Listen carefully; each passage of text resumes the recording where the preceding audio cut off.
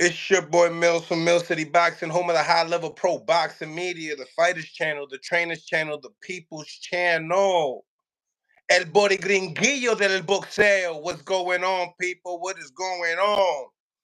Yesterday on Pro Box, we had Joseph Adorno, and he got beat, ladies and gentlemen, by Walters, and it was a fight that we have to break down and talk about. It don't matter.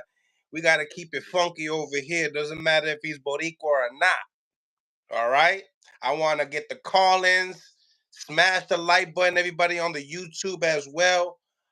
We got a hell of a segment. Also, we're gonna do a recap. The main question here, and I have a poll up, is: do y'all really believe that Derek James and Errol Spence ain't really together? Like, do you think they had a money dispute? I think that's a rumor, and we got to get into that just a little bit more. I never got to talk about it, but it's starting to get interesting and it's heating up. So I want to get everyone's opinion on that. And also, we had the media workout with Tim Zoo and Fundora yesterday, and Rolly Romero and Pitbull Cruz. So that also was entertaining. So I want to get into that. Want to get the callers in. Salute to all the members on the live as well.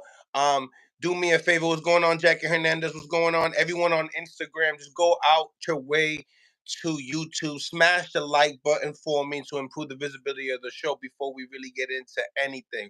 We need up to at least 20 likes before we start getting the call-ins. All right, how about that? Right, we'll get the call-ins as soon as we hit 20 likes. If you guys don't know where the like button is, hit the three dots in the corner and it'll get you to the like button. Appreciate each and every single one of y'all. Real talk, real talk. What's going on? Coda Lonos, go out on YouTube, smash the like button so I can get you guys in here as well. All right, AD, what's going on? What's going on? AD, what's going on? Hamza, what's going on? Hamza in the building, what's going on? Hamza, Hamza, go out your way to the YouTube, smash the like button, and come right back onto the Collins. Let's get y'all opinions. We got Jay Boxing, what's going on? Welcome to the bronze level. What's going on? Become a member of Mill City Boxing. The link is in the comments. Salute to Jay Boxing. Welcome to the team. Salute Jay. Another member of Mill City Boxing. We up to 20 members. Let's get these members up so we can start the members' lives only. Okay? Ladies and gentlemen, so go out your way, smash the like button. I want to get all the call-ins here. I want to get my panel, and I want to get y'all opinions. Also, everyone on the panel, once it's your turn to talk, and then when you're done speaking, please put it on mute so that way other people, we don't need to hear the background on every single person's channel. All right. So salute to everybody that's on the live as well. Smash the like button, ladies and gentlemen. And everybody on the Instagram, once again, go out your way to go to YouTube, smash the like button, and come right back. You feel me? Come right back. Let's get these likes up. All right. I'm gonna get my take. I'm gonna give you my take. Hopefully you guys seen the video that I just posted up not too long ago, about an hour ago, speaking upon some details on yesterday's fights with Joseph Adorno and Nicholas Walters. Let me y'all know something. Los Boricuas, we're mad. El Borigringuillo del Boxeo is disappointed. We're going to also be having Mark Mad the Scientist, the trainer of Joseph Adorno, on at 5:30. They're coming from Orlando. So we're going to get his thoughts on, the first take of working with Joseph Adorno. What was it like? What was the experience like? What do y'all think? If anyone that has watched the fight last night, what did y'all think about the corner? Was there any chemistry? Did you see that there was movement going on? Did you see a game plan? Did you see any adjustments being made on the fight? Let me know what y'all think in the comment section as well. Also, for the people, get into the poll. Do y'all believe that Derek James and Errol Spence is no mas? Do y'all believe that there's a money dispute? I'm gonna get into why I believe that there's a possibility of why, but it's still a rumor. Um, Going into yesterday's fights, last night's fights, man, oh man, Joseph Adorno got burnt, ladies and gentlemen. He was the faster fighter. He was the stronger. I mean, I don't know about the stronger fighter. Yesterday, he didn't look as strong as normal. And that could be due to the weight cut. That could be due to a lot of different things. Also, Joseph Adorno could possibly be the Jason Rosado of the 135 division. Now, hear me out, ladies and gentlemen. I'm gonna let you know why I believe could be the reason why. He's taking hard fights after hard fights after hard fights. You know what I mean? Never giving himself an easy fight. Always, it's the money, ladies and gentlemen. He's going for the dinero, and I don't blame him. He's skilled, but there's things that you gotta do at 24 years old. You are taking hard fights. Now, this is a fight that could have been won. Now, let me tell you something about that. There's no excuses. This fight could have been won. It's what you do outside of boxing. It's about what you do. It's about how you live. You understand? I said Gabe. Did I say Gabe? What did I say? I'm my bad. Gabe Rosado. Yes, right back. Salute to Gabe Rosado. We just did that interview a couple days ago as well. But same thing. Like Gabe said, I'm a warrior. I'm known to be a warrior, and people know me as that warrior that will take all those challenges and stuff like that. That's great, and that's good to have that Puerto Rican spirit. I understand that, but at the end of the day, um, we have to be honest with each other. At the end of the day, is he really living boxing? Remember, check out the video I just dropped. Today it was questioned. I'm gonna get into it. I want to know what y'all think, though. It's most important. Make sure you guys get into the poll as well. Do y'all think that Derek James and Errol Spence are no mas? Okay, let's get into it, ladies and gentlemen. Let's get right into it. Okay, so I'm gonna go get the call-ins. Let me know what y'all think, and then I'll get more in depth. Okay. We got the first caller coming in, Hamza, and we have Coda in the building as well. Is Coda still here? I don't see Coda anywhere. Okay. Coda, come back in if you do hear me. Okay. And also Lono's Boxing. Entra. What's going on? I see you guys was in here. Come back on. Let's enjoy the party here. So while the guys are coming in, I'm going to just break this down just a little bit. Nicholas Walters' jab. I understand he was a former champion and he did everything that he had to possibly do at the featherweight division. But in the same time, we got what's going on, Hamza. What's going on? You know, Hamza got you need the AAA service, Baba. You know what I mean? We already go through this with Hamza. It is what it is, but we enjoy him coming in anyway. Smash the like button, ladies and gentlemen. Smash the like button. Subscribe to the channel. So coming in to the fight, Nicholas Walters, his jab was pinpoint. I mean, he was landing right from round one. I counted around five landed jabs, flush, power jabs at that. He wasn't the faster fighter, but he, had the better timing. He did have an 3 inch and a half, 3 inches and a half advantage, and he used it, at his advantage. He he used different timing with the jab, and it kind of created frustration for the younger fighter. Now, like I said, Joseph Adorno had everything in the toolbox to win this fight, but it goes to show you what an educated jab can, do to a fighter in a fight. So salute to that. Nicholas Walters definitely came in shape. A lot of people were wondering what kind of guy are we going to get at 135 pounds with the layoff and all that good stuff. But you know, what can I say? I mean, I enjoyed the fight at certain times because I'm like, damn. I can see that there's a possible turn up. I see that these guys are not hurting each other. They're respecting each other, but they're not really hurting each other. So it's kind of I'm in the awe with this one. I'm in the awe with this one. It's gonna take a major setback in Joseph Adorno's career right now. But he's also 24 years old. The rebuilding stage is still there. I mean, he doesn't have a handful of losses yet. Um, it's just that, does he take a step back and say, "Listen, let me get a win. Let me get a win that's maybe not going to be so profitable." You know what I mean? I don't know where his plan is in the next couple years. what his goals are. We will talk a little more to Mad Scientist, his coach, at 5:30 once again, and in the same time, do they stay together? This is something that as a channel altogether, as a whole, we're all experiencing together. What I mean? We're going to figure out if these guys continue to work with each other or not. Do they hold it down? Do they work with each other and make adjustments? Did Mad Scientist had enough time to work with him? I don't believe so. I don't believe so. I think that it's just gonna take some time for them to work for us to figure it out. Now, Joseph Adorno is saying he can't make 130. I wanted to see him at 130 pounds. My opinion. HLD in the building. What's going on? HLD in the building. Háblame, háblame. Phone lines are now open, ladies and gentlemen. Phone lines are now open. We are live on Instagram and on YouTube. Okay. So, nevertheless, coming into just understanding the fight, you know, he put his hands up, started walking him down. I felt like that was a sign of fatigueness. It wasn't a sign of you are outboxing me. I know that, when he had his hands up with the high guard fight in Edwin de los Santos, it was because he was getting outboxed. He was getting picked apart. And I can understand that.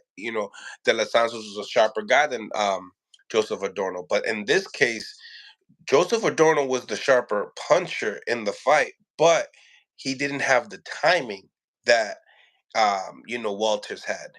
Now, like I say to all the young fighters, an educated jab can take you, 10 rounds, 12 rounds to a victory.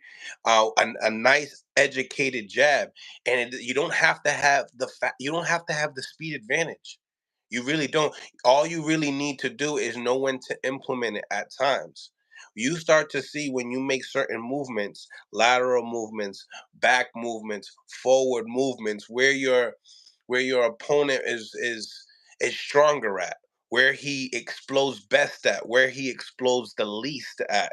These are things that over time and throughout the rounds you get to learn. That's why people complain about the amateur system, that there's only 3 rounds and they don't have enough time to learn. That's why the amateur system is great, because it prepares you to make these adjustments and within a round or two. Because at the highest level, you're going to need to make adjustments. And that's just how it is.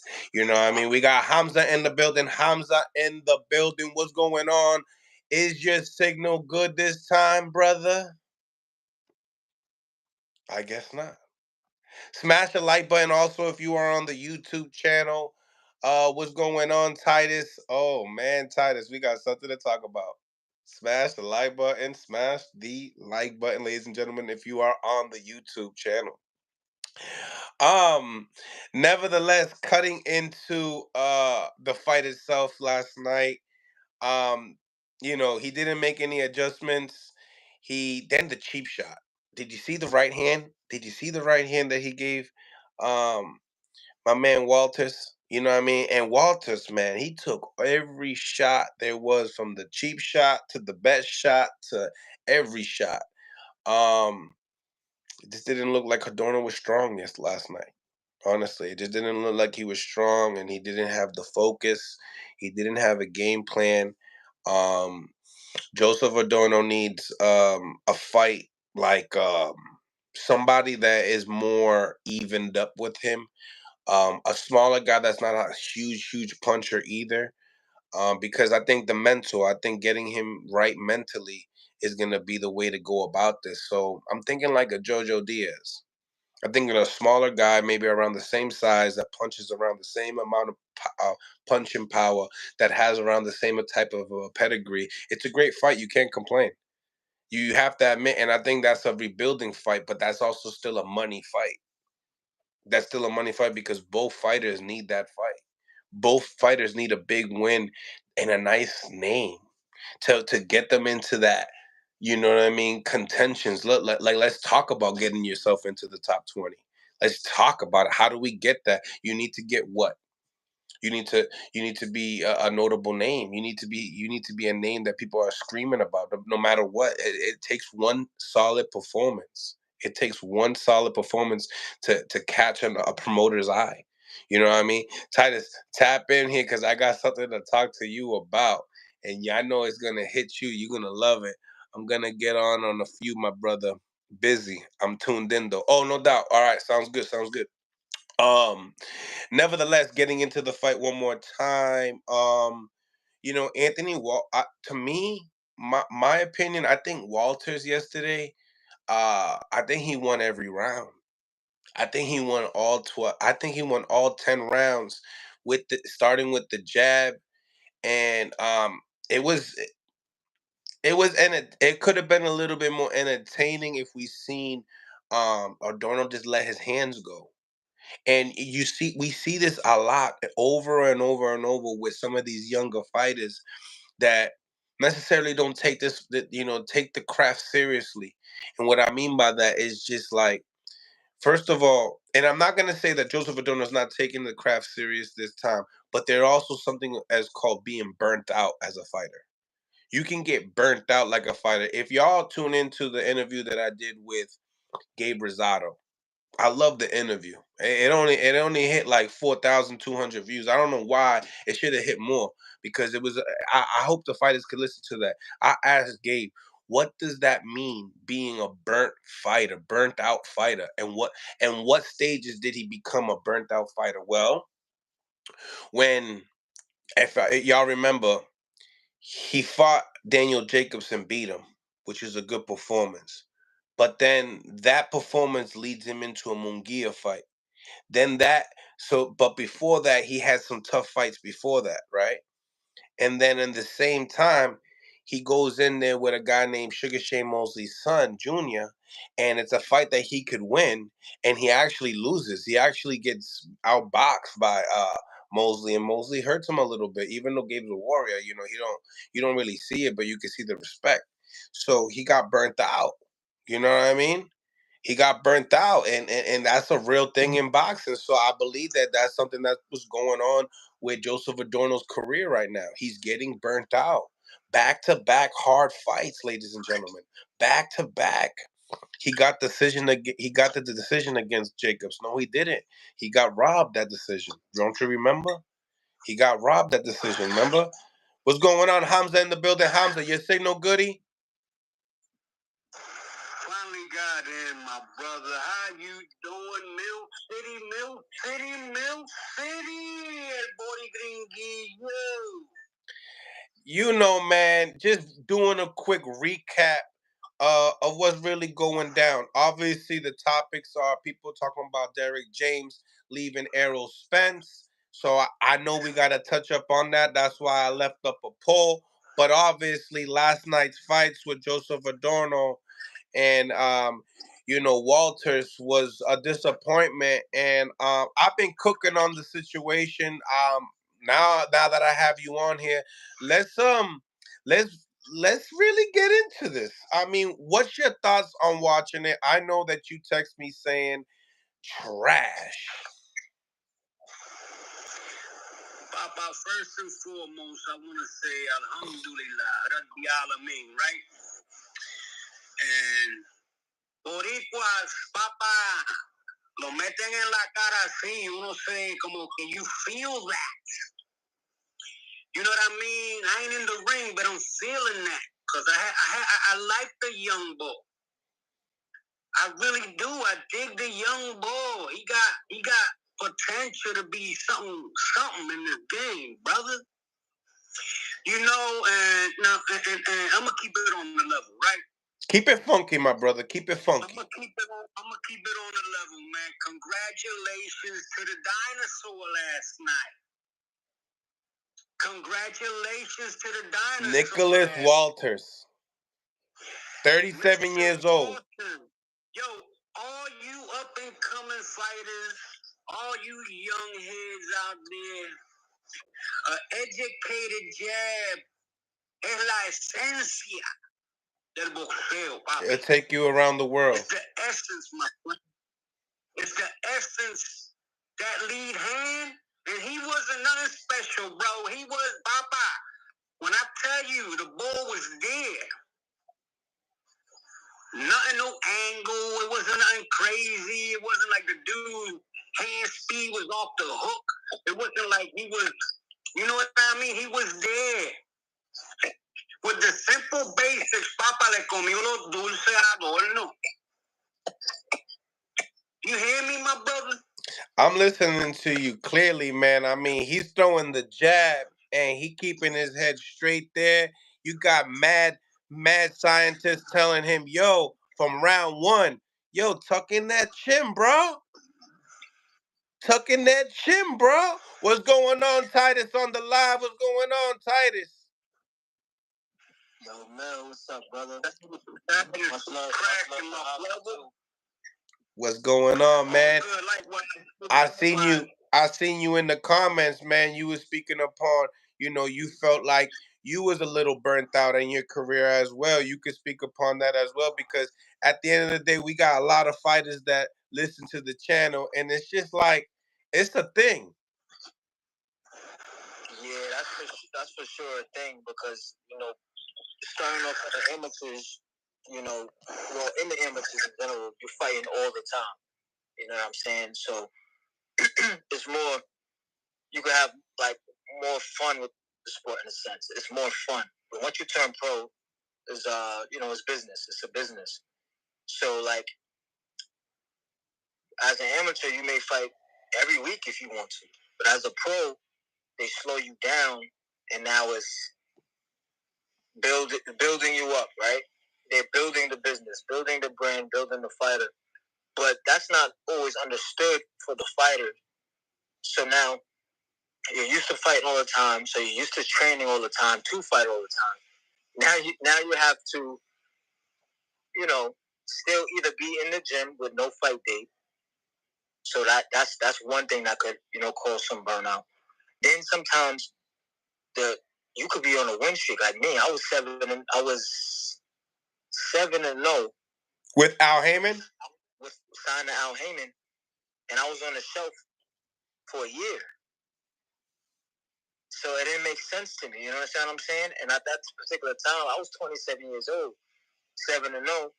I'm trying to be on more so like the fast track, try to get to, make it all catch up to my age in a sense, because I started boxing a little late.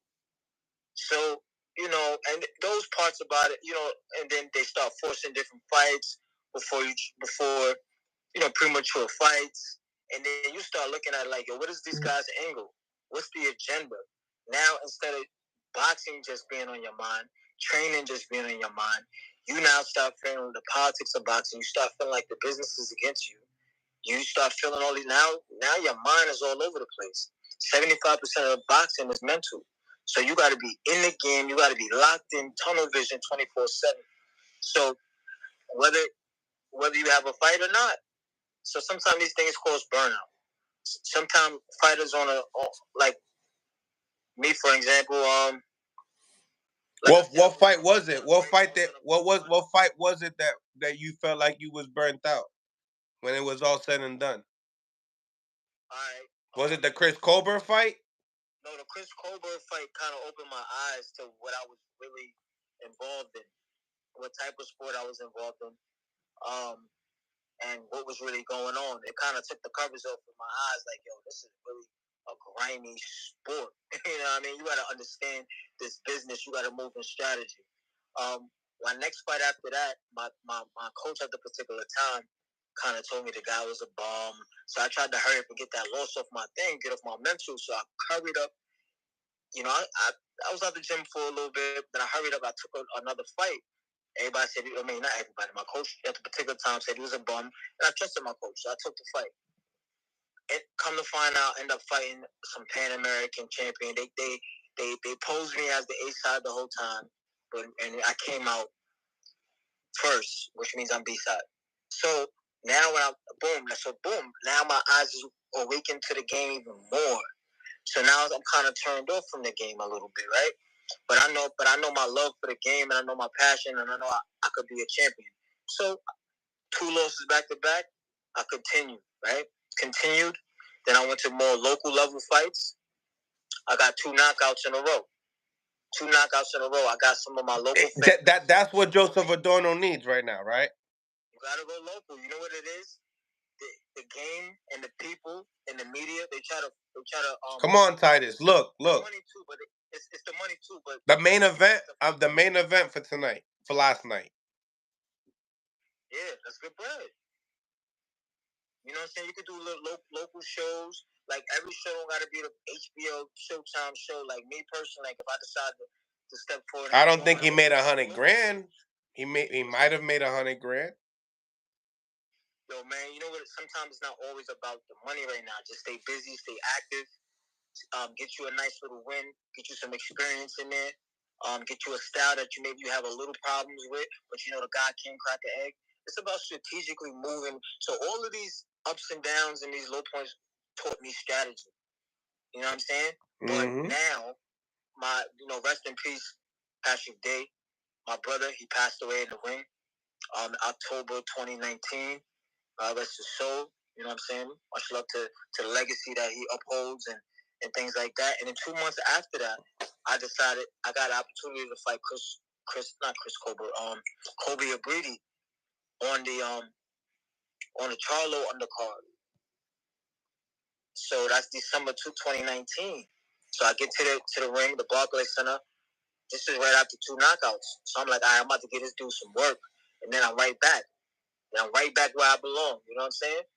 Guess what happened? I get to the fight, 6 p.m. like they told me. I go to the back. I got mad love. You know, I get love out here. Clarissa Shields came to the back. Her management team, and they was just showing me mad love. You know what I'm saying? So, but guess what? They iced me. They put me on after the main event. They put me on after 2 no-name. I don't even know who these guys are. They let these 2 other. So it was the main event. Then they let these 2 other fighters happen. 2 fights happen before they put me out there. So I was in the ring about 1:30 in the morning. So these are the things. So basically, you have to learn the business that you're in, so you don't necessarily burn out as fast. So me, I started at 19, was with Mayweather and Al Heyman, and about 24, signed, fighting in the Barclays Center about 25. So everything took off. But what slowed me down? Not understanding the business of boxing. That's what slowed you see me the down. he's saying the young fighters, ladies and gentlemen. And look, Joseph Adorno, he's 24 today. Look how many big fights he's been already in. You can slow it down, man. It's about longevity. You can slow it down. You can pace yourself. It's the long haul. You know what I'm saying? But you got to have the team. Everybody around you can't be money hungry. You got to really build this. Like, look at Jake Paul and them guys. What did they built their unit. No. Don't be getting into that, Jake Paul. But I hear what you're saying. Titus, I wanted to, before you get off, because sometimes you just be like bouncing, right? Yo, I wanted to get this out. Do you know that your boy is on the Combat League now? I heard, man. I heard. He actually he called me about it. He called me about it last year. But remember, I was on the live when they were laughing at it. They was making jokes. That was my live, so I got that live. Boxing and all of this other nonsense. I got the live. It was you and Chance, and him. Yo, man, you get hit hard enough in that chin that them nerves go up to your brain and start changing your mind. Remember, he was laughing at TCL, but what's the name that knocked him out? What's the name again? Rayo Venezuela. He's fighting Edwin de los Santos. Rayo knocked either the sense in him or out of him. I'm not sure which one, but yeah, Rayo got his get. Rayo knocked Chris Colbert right to the TCL. He knocked him right to the team. He knocked him right to the Combat League. Huh? Is he on the New York team? Oh, he's on the DC team? I heard he's on the Philly team. No. He's on the DC team. I bet you're right. Yeah, man, he don't stand with us anyway. He's on the DC team because he's coming to Boston. Why wouldn't he rep the New York team? I don't know. He don't rep New York fighters. He's a hater. He's been a hater. So that's why when he went down, I stomped on his ass. Damn. So we definitely. I talked to Zab about that. He's like, yo, remember they were making fun of Titus about that, and look now. I'm like, yeah. No, ask Zab why he not repping New York. Why he not repping Brooklyn? Guy's a clown. I didn't tell him about that. Nah. Ooh. Yeah, I know. Did you see yesterday's fight? Yo, bro, he got a lot of bills, man. He fought on Showtime, 3, 4, 5 times. He got a lot of bills. You got to pay them bills, man. TCL paying, so go get that check.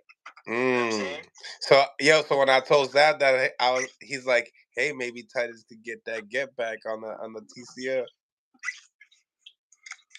Yeah. I'm not doing it this year though. No season 2 for you.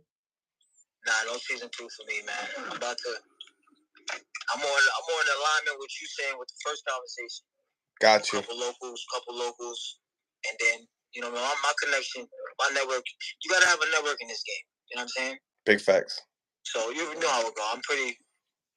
My foundation is pretty solid. So I'm gonna give me a couple local fights, and then honestly, you gotta know what you want out of this sport as well. That's something I had to learn. Before I wanted to be Mayweather, be undefeated. So every little heartbreak is gonna put you in a setback, a mental setback. Once I got my first loss, I'm like, damn, that shit. It's like I ran into a brick wall. But should I have let it affect me like that? No. You understand what I'm saying? And that's where you have a good team around you. So pick you up, keep pushing, let's go, keep going. Feel me? So yeah. Now I'm glad that we got that all out right there because I was just like, now that we got Titus in there, boom, let me just get that out. But let's get it. Staying into the topic though, were you able to watch Joseph Adorno's last fight last night? Nah. Honestly, I didn't even know it was boxing last night. I'm gonna check it out though. Check that shit out.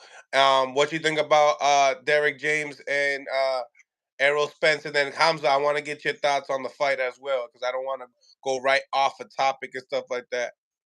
Yo, that's why I put that shock face. I didn't even hear about the Derek James Errol Spence. What happened? So it's been a rumor. You know how everybody they'll take something that you put on Twitter, and then they'll just be like they'll try to put pieces to the puzzle. But this is what happened.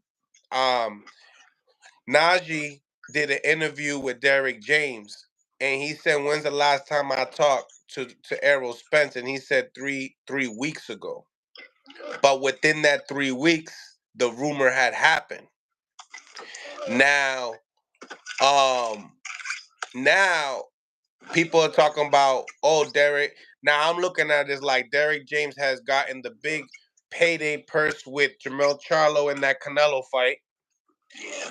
He did a couple big paydays with Joshua. Yeah. He's rocking here with Ryan Garcia, getting ready for this Devin Haney fight, which is going to be a great payday. He's starting to see different checks and what they bring to the table. Yep. And I feel like maybe there's a money dispute upon the actual purse itself, and it seems to me that that could be the issue. That this is, once again, ladies and gentlemen, this is a rumor, but knowing that it's like, damn, you haven't spoken to him for 3 weeks, and it's like, he's being outspoken of saying he want to come back. Who's being outspoken and saying he want to come back? Spence. You know what I mean? Denying he wouldn't fight a Keith Thurman, like if Keith Thurman's below him or something. I don't get that, but Well, I mean, as far as the coach and fighter's relationship, you know what I'm saying? You gotta really. It always goes back to their relationship. Like, do they have an outside of the gym relationship? Yeah. Do they talk outside of boxing? I know I had a coach that we don't.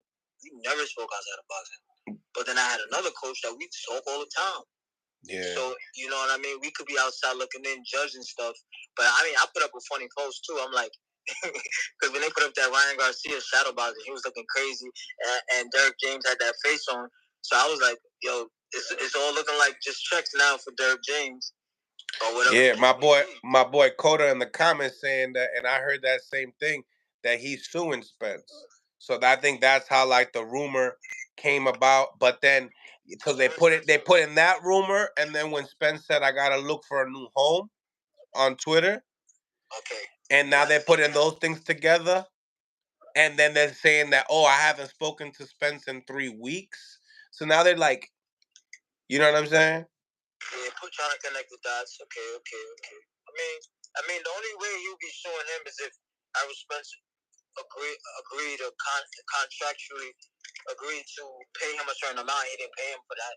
That's the only way they would have it. Did they guarantee Amazon? Him that money, that's messed up on the fighter's part. Did they guarantee Amazon Prime Spence as well?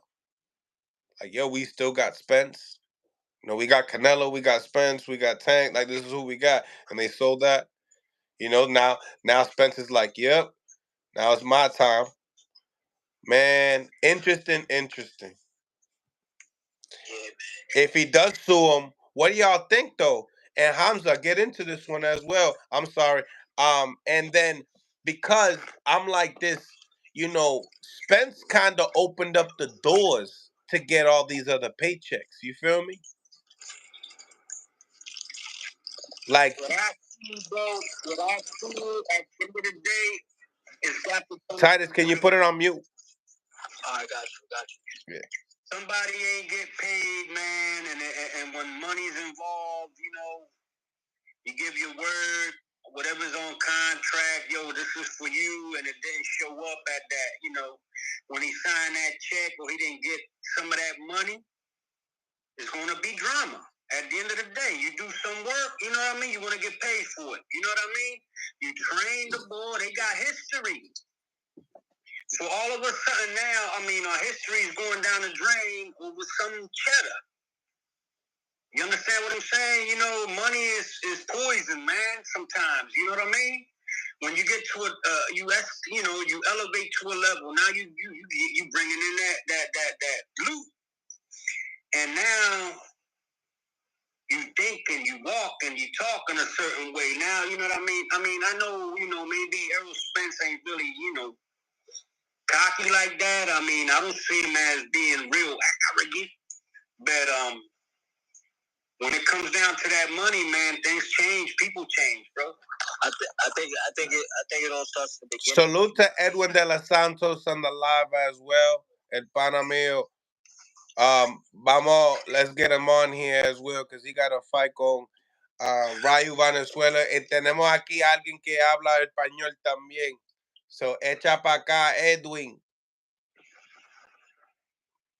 Salute to Edwin de los Santos on the live. Smash that like button, everybody that's on the YouTube channel as well.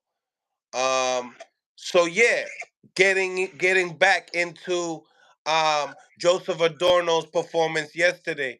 You know, speak a little bit upon that. Obviously, Joseph Adorno did fight Edwin de los Santos. That's why I want to get Edwin on here real quick as well. So, echa pa' acá, loco. Necesitas preguntarte algo. Un par de, tú sabes, un par de cuestión. Tú sabes, el boricringuillo. Par de preguntitas para entretenernos aquí con el ambiente de lo que está pasando con Adorno. Salute. So, when I tell you, I seen and I was salute to Punch Drunk Boxing as well. Yo, I know that Hamza, you got a couple words for him as well, don't you? Yeah, I do. I said, Papa, we on a hunt for you and Tio. Hey. Salute to Punch Drunk Boxing as well. Edwin de los Santos. First and foremost, what's Entra. Dímelo, Punchy. You know what I mean? We blessed for seeing another day. Pero la cuestión es, papi, cuando se haga la peleita de Tío y el Boogeyman de la 140, el Matatán de la 140, lo vamos a ver. Lo vamos a conocer. Titus, I'm going to tap in my man Punch. I appreciate you for calling in, man. Well, you already know. I'm gonna be touching more into last night's fights. You already know. Peace out. Salute. All right, Titus. Salute, Titus.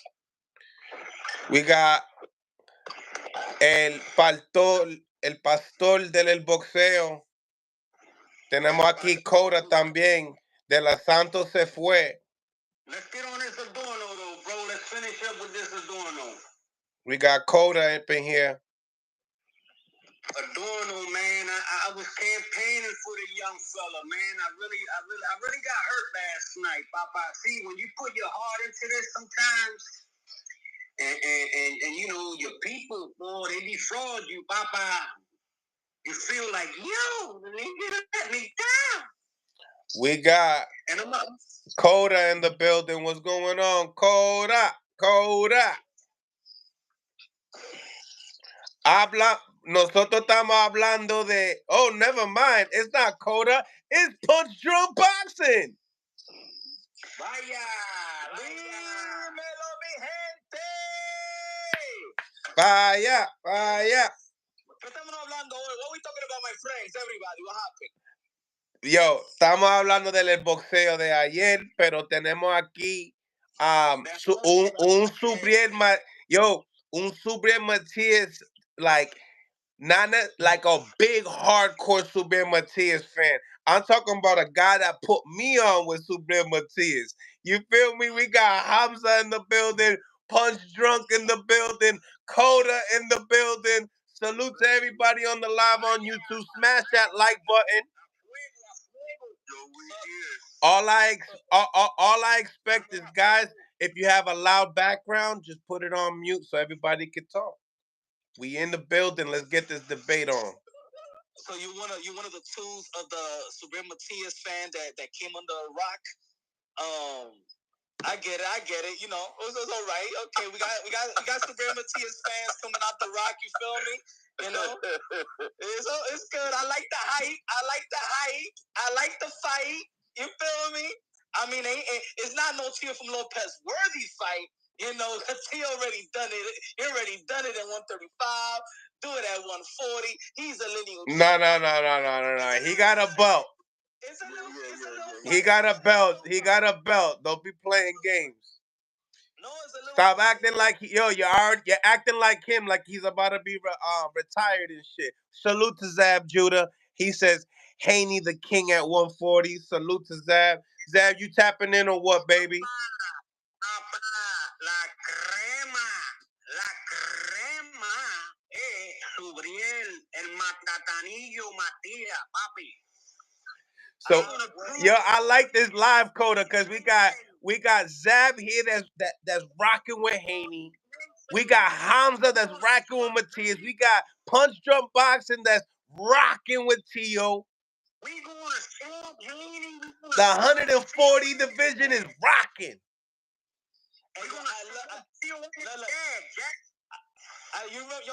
You remember that chant when Ricky Hatton fought Floyd Mayweather, and they were like, "There's only one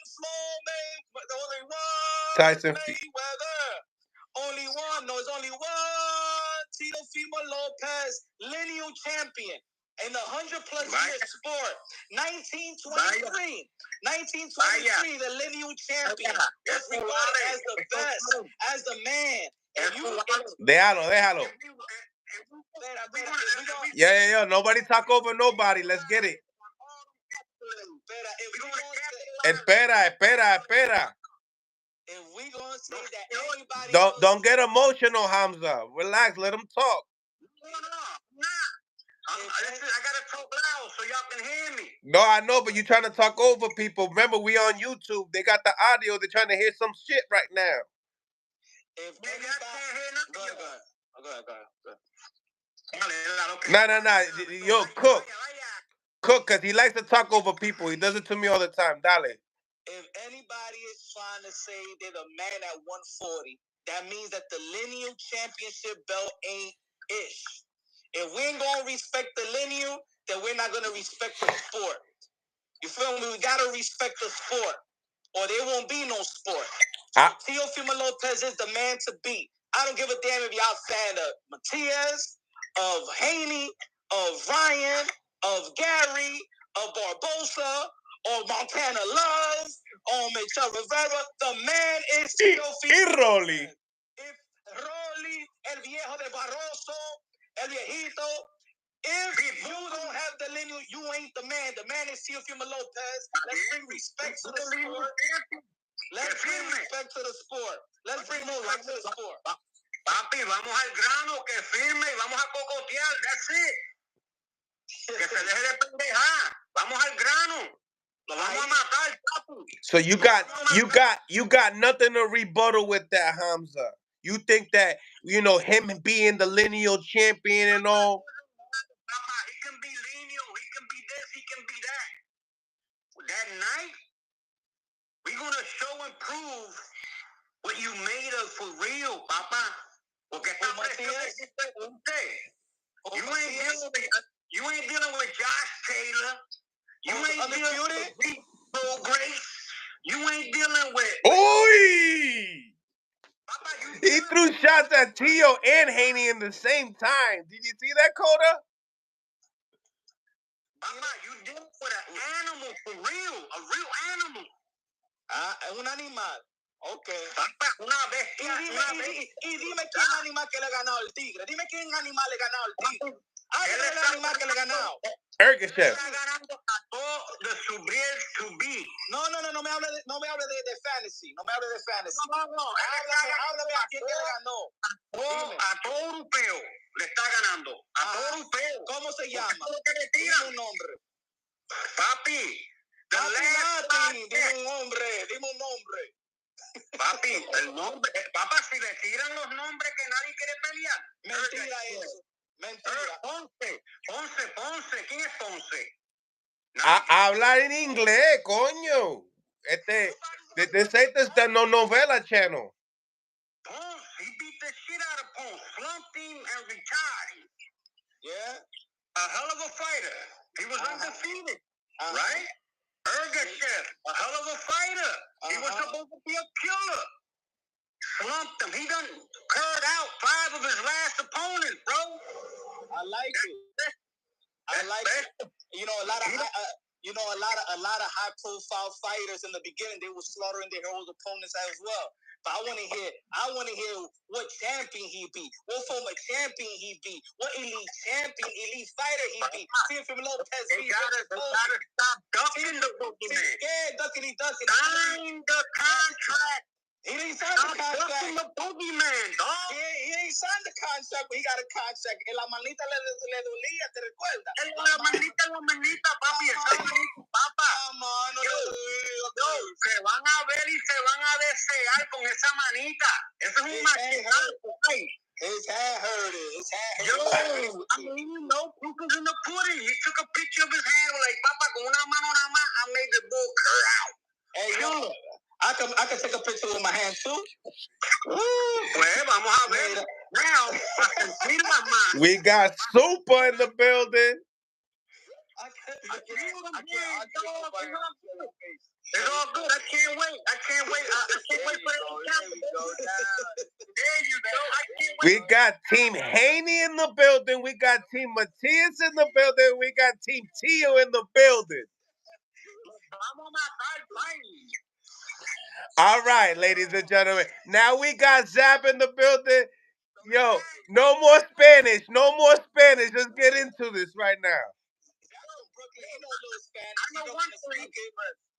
Hey, Punch Drunk, I know one thing. You ain't had that same energy when you was trying to interpret with the ball in front of you. Papá, no te salían las palabras. Como que you was a little scared to even talk to the ball. He talking about remember when we did the interview with Matthias? That was before he called out everybody. Me and Millcity was telling him. Look. Me and Millcity was telling him to call out people. And what did he say, Millcity? He said, "Do I got to wear a mask of a clown? I don't really want to do it." Then after his fight, he called out everybody. I don't know. I didn't see that energy that day, Papa. You was real quiet. He didn't call out Tio. He didn't call out Haney. He didn't call out Haney. He didn't call out Haney. And what's up with Haney and Tio? I know what it is. What happened with that? Why they not talking about that no more? I got Haney beating Tio too. Everybody got Haney walking Tio right through him. Pause. That sounds cute. I got him. I got him smoking Tio, Papa.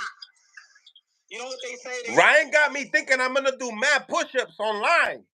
Hey, go do mad push-up, Papi. So you know. Yo, who you got? Subriel? Let's keep it funky, man. Who you got? Who I got? Subriel or Tio? Oh, when it comes to that, when it comes to 140, when it comes to 140, 140, I got Matthias. And there's Yeah, I like Matias at 140. He tailor-made for T.O. He tailor-made. Nah, I like him. I like him. I know. He going with the culture. I like him. Mills just going. I'm a one-trick pony, nigga. I can hold that. Yo, if Matias fights Haney, it's gonna be political. It's gonna get real political. Look. That guy can't even break down how Matias is gonna beat T.O. nor Haney. How he gonna break it down? Bro, almost every coach right now got Matias over Haney right now. I mean Matias over T.O. Everybody, yeah, you know it. Matias can't beat Haney nor T.O. No. Haney's a different level. No, leave Haney alone. Leave Haney alone. T.O. And we talk about T.O. Matias. All the coaches got right now. They got Matias, and you've been hearing it, Punch. I understand. People see vulnerabilities. Everybody is slave to the Jermaine Ortiz, the Sando Moore. But at the same time, when you say that he fights, T.O.'s not consistent. He's not consistent, Papa. Let me talk. At the same time, y'all saying he's not consistent. Is he consistent how he performs versus pound for pound fighters, elite fighters? If y'all gonna say that he's inconsistent, T.O. Name one. Loma, Josh Taylor. You said pound for pound fighters. They was on the pound for pound list when he fought him. He wasn't? They wasn't? I mean, Loma was. Josh Taylor wasn't as undisputed at 140? It was some people didn't have Terrence Crawford in their pound for pound list when he was undisputed at 40. Come on. On credible pound for pound list he was. Loma was the pound for pound fighter for sure. Josh wasn't like an exciting undisputed champion. He wasn't like somebody that was, you know why I say we're like a fighter that get to a certain weight class and they champion, and you can look at it like, damn, it's gonna be a long time before somebody come and beat this guy. Like, he wasn't one of those. That's what I'm saying about, like, when I'm talking about, like, threats. Like, Haney right now, Haney's in a spot where motherfuckers is like, it's gonna be a cold day in hell before somebody can beat him. Watch. Nah, Haney gives Matias the toughest fight. Yeah, but because he's gonna have to chase him. Remember the name of the game is boxing. You cannot, and I'm a fighter. I tell you this, I'm a knockout artist. You cannot knock everybody out. Everybody's not meant to be knocked out. It's not. It does not happen. You know what I'm saying? You got some motherfuckers. They just flick with it, bro. I'm telling you. So I just don't think. I think boxing ability wise, yeah, Matias is a great fighter, and you know, okay, I like him. He's one of my favorites, but I don't think he can outbox him. No way. I think. He says it too, Zab. You heard Zab? He says it too. He knows he gets outboxed. And he knows he gets outboxed by T.O. too until he gets him. Okay, so that means he admits it. That's what I said. But I give him a better chance with T.O. because T.O. is more of a stationary fighter. Correct. He's more of a fighter stationary, and he takes more risk than Haney would. You know what I'm saying? So he's gonna try to get in there and mix it up with Matias, and that's gonna be the problem. All right, so let's say this, because again, y'all got to see it both ways. When they say he's inconsistent and he fights to the level of his competition, but when he fights to that level of a competition, he shows up. See if you're Lopez. But let me ask you, Zab, do you believe in the myth? You just as good as your last fight? 100%. You're only as good as your last fight. So when you fought versus what's the dude from the Argentina dude? What's his name? You took that L. No. Balderman. When you fought Balderman. Yeah. But then you fought Floyd. You was the same guy. You was way better with Floyd than with Balderman. You wasn't the same guy. But you gotta prove that. See, I had to prove that with Floyd that I was better than the fight that I had just accomplished. You know what I'm saying? I had to come in and say, well, if the Balderman fight would have been my last fight, they would have judged me off of that performance. But I had a chance to come back and fight a bigger and better fighter and do a better job. So that shows the skill level was here. You know what I mean? That's the difference. But for the fans, because for the fans we may say it, but for you, when you after the ball. Smash the like button, ladies and gentlemen. Smash the like button. Man, this was getting good. We had a great panel right there. I'm about to start up another one. Hopefully everybody taps in as well, man. But here we go. Smash that like button if you are on the YouTube as well. Appreciate each and every single one of y'all for tapping in. It's your boy Mills from Millcityboxing, home of the high level pro boxing media, the fighters channel, the trainers channel, the people's channel. Subscribe to Millcityboxing on YouTube. All right, we back. Phone lines are now open, ladies and gentlemen. Phone lines are now open. Phone lines are now open. The panel is now open. We're going to be just waiting for all the guests to tap in. Appreciate each and every single one of y'all for tapping in as well. Here we go. We got Hamza up in the building. Salute to Hamza. Where's Zab at? Let's get Zab back on. We got Punch back on. Dale.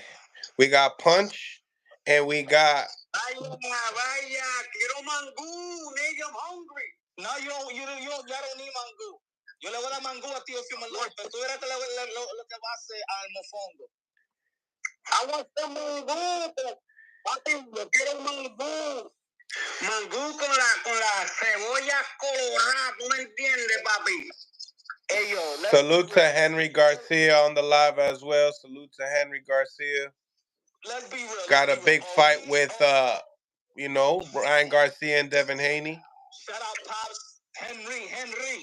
Are we living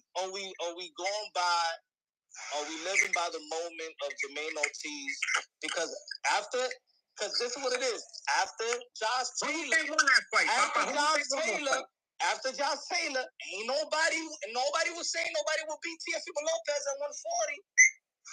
After Josh Taylor, we wasn't hearing no Matias beating Teofimo Lopez. I don't know who you was. I want to see Ryan's dad talk about Matias too, and all these other guys at 140. Papi, todo el mundo's running for the hills. But you know what?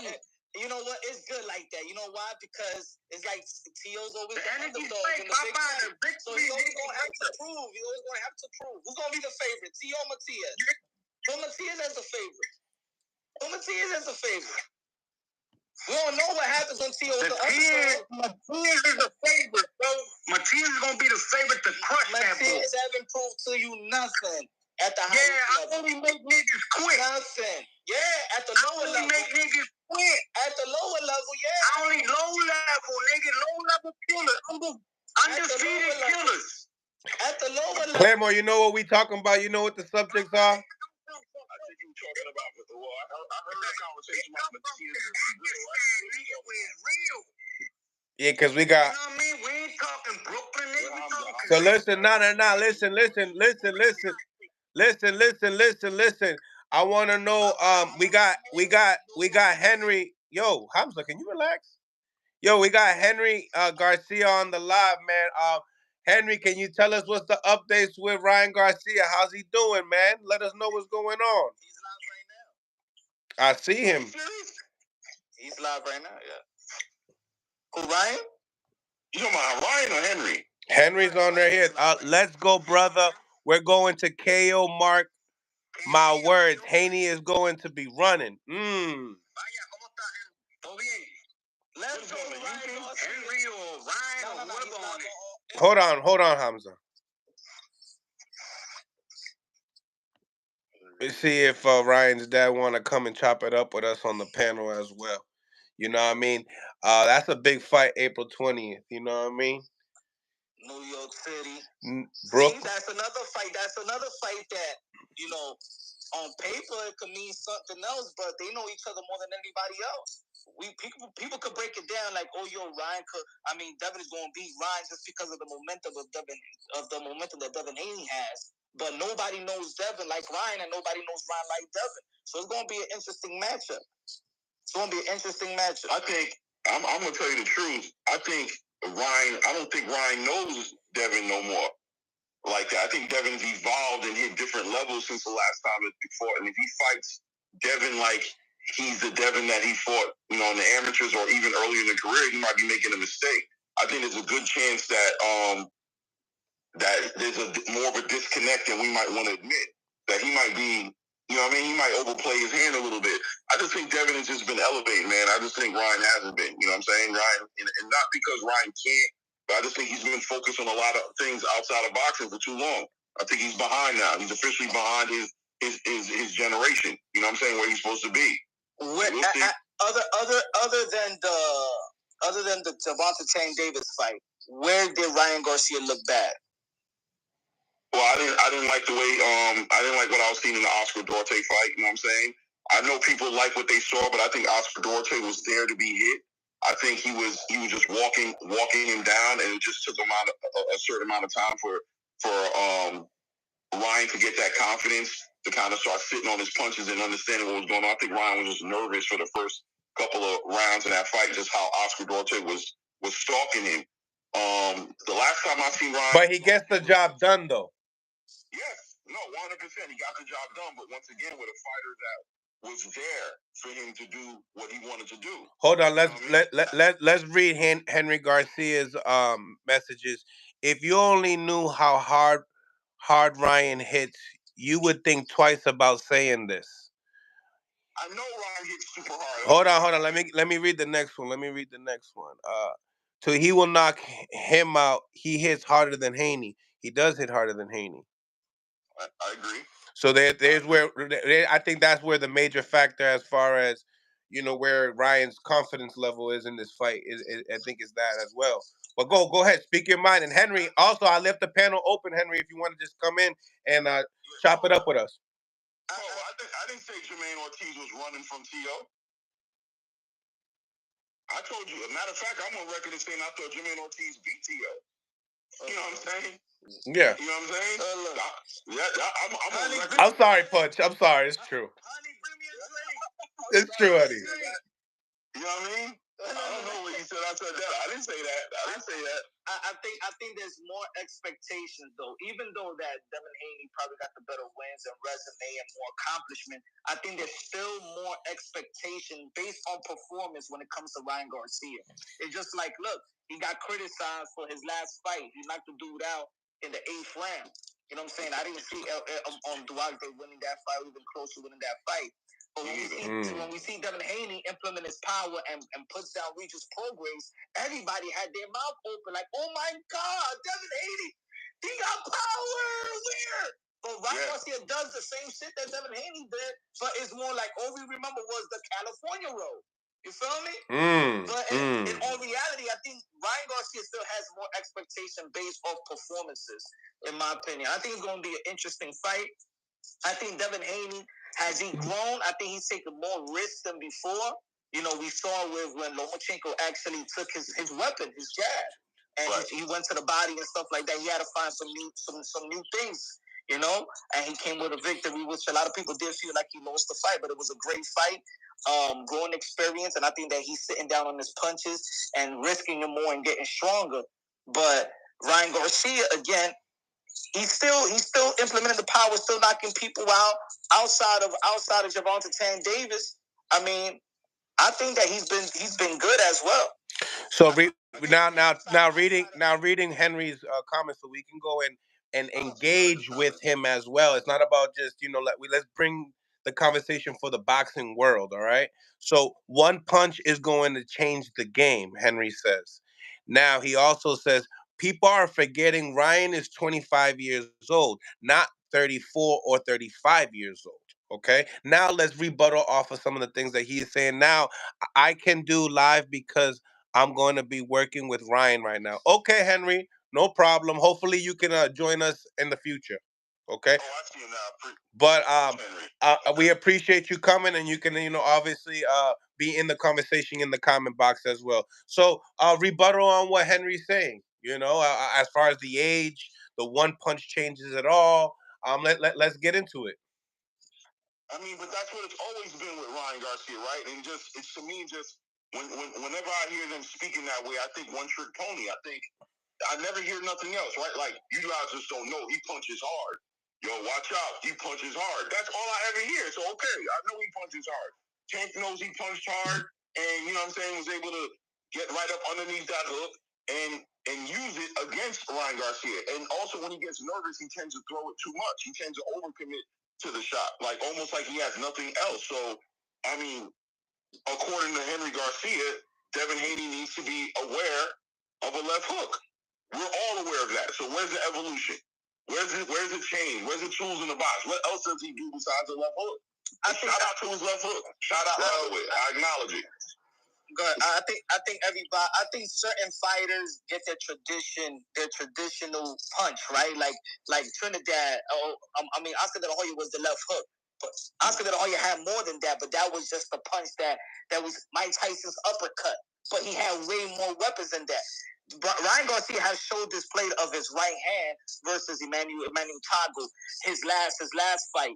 He goes to the body. He goes for the kill. He throws combination from the bottom up top, and he throws a good jab to the body to set the left hook up as well. He go to the left. He could go to the left hook to the body or up top. So I think that certain fighters just have that traditional punch that everybody, the left hook, but they got more to. Can you mute Coda? Yeah, and also, I think it's just, first of all, salute everybody. You know what I'm saying? God bless everybody.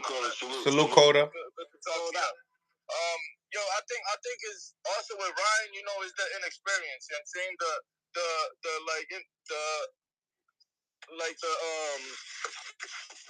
The immaturity, and he gets real like anxious. He doesn't know how to be patient, and so he starts immediately going for that left hook because second round versus Tank. I go back to that all the time. He was succeeding. You know what I'm saying, with the right hand. Tank wasn't expecting that right hand. He had to clutch, he had to grab and clinch and stuff like that.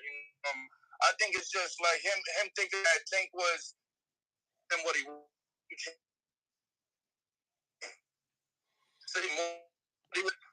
You breaking up, Coda. The boxing gods doesn't like what Coda's saying. Oh, sometimes that happens. I think the beauty about all these fighters is that everybody is different. I'm not expecting Ryan to be patient like Devin. I'm gonna say it like this: Devin don't have the power nor the freakish speed. He got speed, he got quickness, but not that freakish speed like a Ryan, like a Tank, and like Gary Antoine. He doesn't have the freakish speed that you can't teach, right? So Devin Haney needs to be patient because he can't risk like Ryan. He can't risk like Tank. He can't risk like Tio. He can't risk it. And that's what does make him more of a disciplined fighter. It's almost like Bernard Hopkins and Roy Jones Jr. Hopkins don't have the freakish speed and power like a Roy Jones Jr. But that's what makes Roy Jones Jr. be undisciplined. But that's what makes Hopkins stay disciplined. And I think that's why Haney looks better because he's just disciplined because he doesn't have those freakish type of power and speed. Right, I agree with every single thing, everything you just said. I agree with 100%, and I think that's going to be the difference. I think the discipline. I think he has timing. You know what I'm saying? And sometimes timing looks fast if you're in the right space. You know what I'm saying? Timing can look like speed. Shout out to El Busador. Also, what's going on, my man? Paulino. He's another undefeated boxer at 135. I think he's ranked in the top 25, if I'm not mistaken. Salute to him. He'll be fighting on the Combat League for Boston Butchers. Salute to Friday. Yeah. They're gonna be fighting DC first. I talked to somebody from there, so I could at least cover some of that stuff. You know what I mean? HLD in the building. HLD in the building. What's going on, HLD? going on, guys? What's going on? Mira, listen, we gotta really touch on yesterday's fights, man. Were you able to see Adorno fight punch and HLD and Claremore? I didn't see it, so I could hop on and let somebody. I want to have my 2 cents on this one, though. Dale, whatever you guys want to do, or you could just stick around. Just 2 cents. Just 2 cents. Mete mano, dale. Punch, and Cotto were touching much exactly what the issue is going to be with Ryan. But especially Cotto, because I think that's the biggest problem that Ryan has. His mental discipline in the ring. That's what I was about to speak on, exactly. His mental discipline in the ring. Now, you, my man, you conflating all that I seen Haney grow and Ryan Garcia has it. That has nothing to do with this fight. So he's grown. Okay, but does that mean to the level that he's, oh my God, he was getting his ass whooped by Jojo Diaz. He lost against Loma. And then he had to fight a flat-footed Regis Wascrobe to look good after all that shit. Shout out to my guy, Greg Hackett. One thing has nothing to do with the other.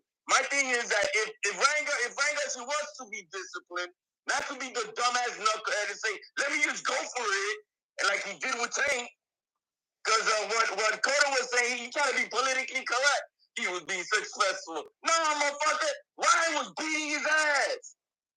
But then he got stupid. He got greedy. And that's when he got caught.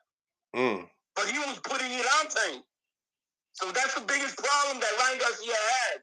There's nothing, there's nothing super special about speed. There's no special athletic abilities, zero athletic abilities about Devin Haney.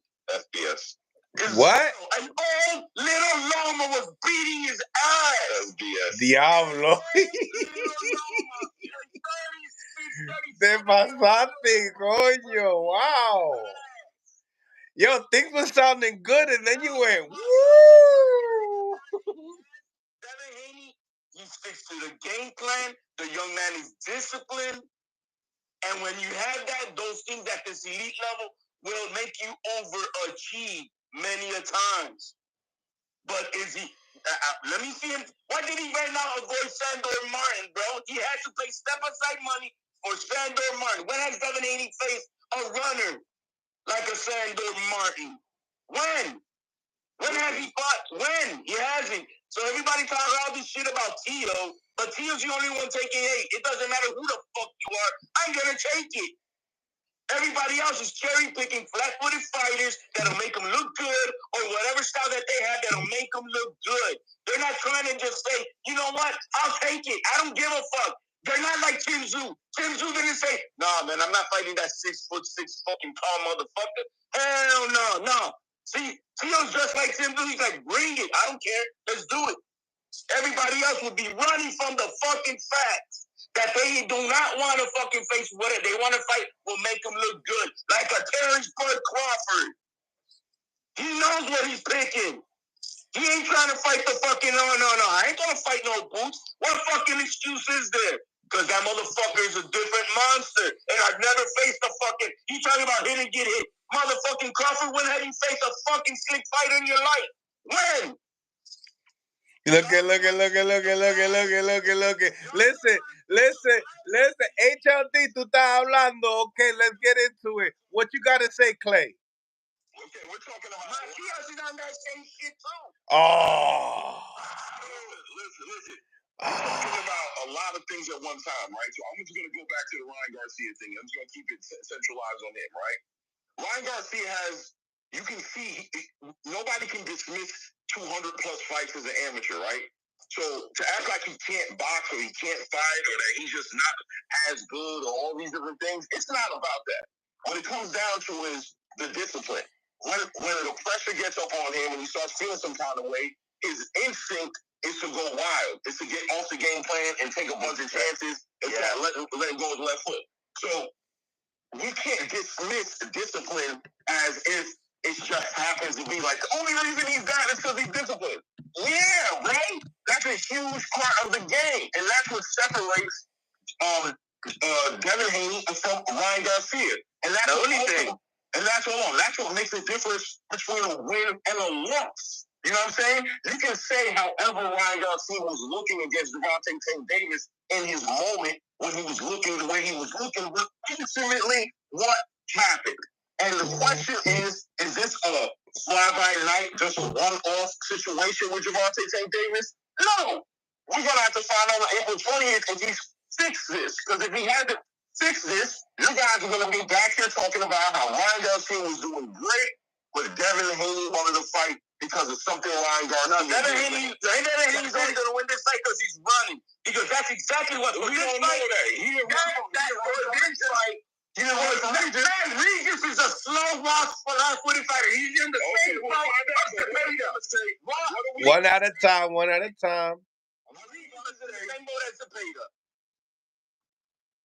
In the same boat as Zepeda. Zepeda, in my opinion, is better than his levels up for Regis. Listen, like I said, I'm talking about the Zepeda that we saw last weekend. You're talking about Jose. Jose Zepeda. Oh, okay, not William. My bad. Yeah, no, my bad too. I didn't specify. Right. So, but look, at the end of the day, you know, the structure and the discipline and the ability to stick to the game plan is what it's all about. This is how a team wins a fight. It's a team effort from the Devin Haney side. With Ryan Garcia, it's not a team effort. It's Ryan Garcia who trained with the coach this whole entire camp, and then you're going to see him go in that ring, and there's going to be a certain point where he gets frustrated, and Devin's going to frustrate him. And what is he going to do then? Is he going to stick to the game plan? Is he going to be patient? Is he going to do what Derek tells him? Or is he going to start jumping across the ring and lunging and flying hooks off left to right and left hooks back to back? I think that's exactly what he needs to do. For this fight, that's exactly what he needs to do. He needs to go buck wild on Devin Haney. He needs to let him off fly. Put it on him. Have his dad tell him to throw the fantasy brick that he don't got. That's what he needs to do. That's what he needs. He needs to make that motherfucker be like, oh, what the fuck? Because that's exactly what Subria Matias is going to do to Devin Haney. Devin Haney ain't going to be able to know what the fuck to do. That's what he needs to do. He needs to be reckless, go at him, make him uncomfortable. Like, yo, what the fuck? This guy just doesn't want to stop throwing everything at me. That's what he needs to do. Because Devin Haney ain't going to be able to stop him. HLD, I'm going to get you back on. I'm going to move his head around. Peace out. You already know. Salute, AG. Ponchi, dímelo, Ponti Tronqui.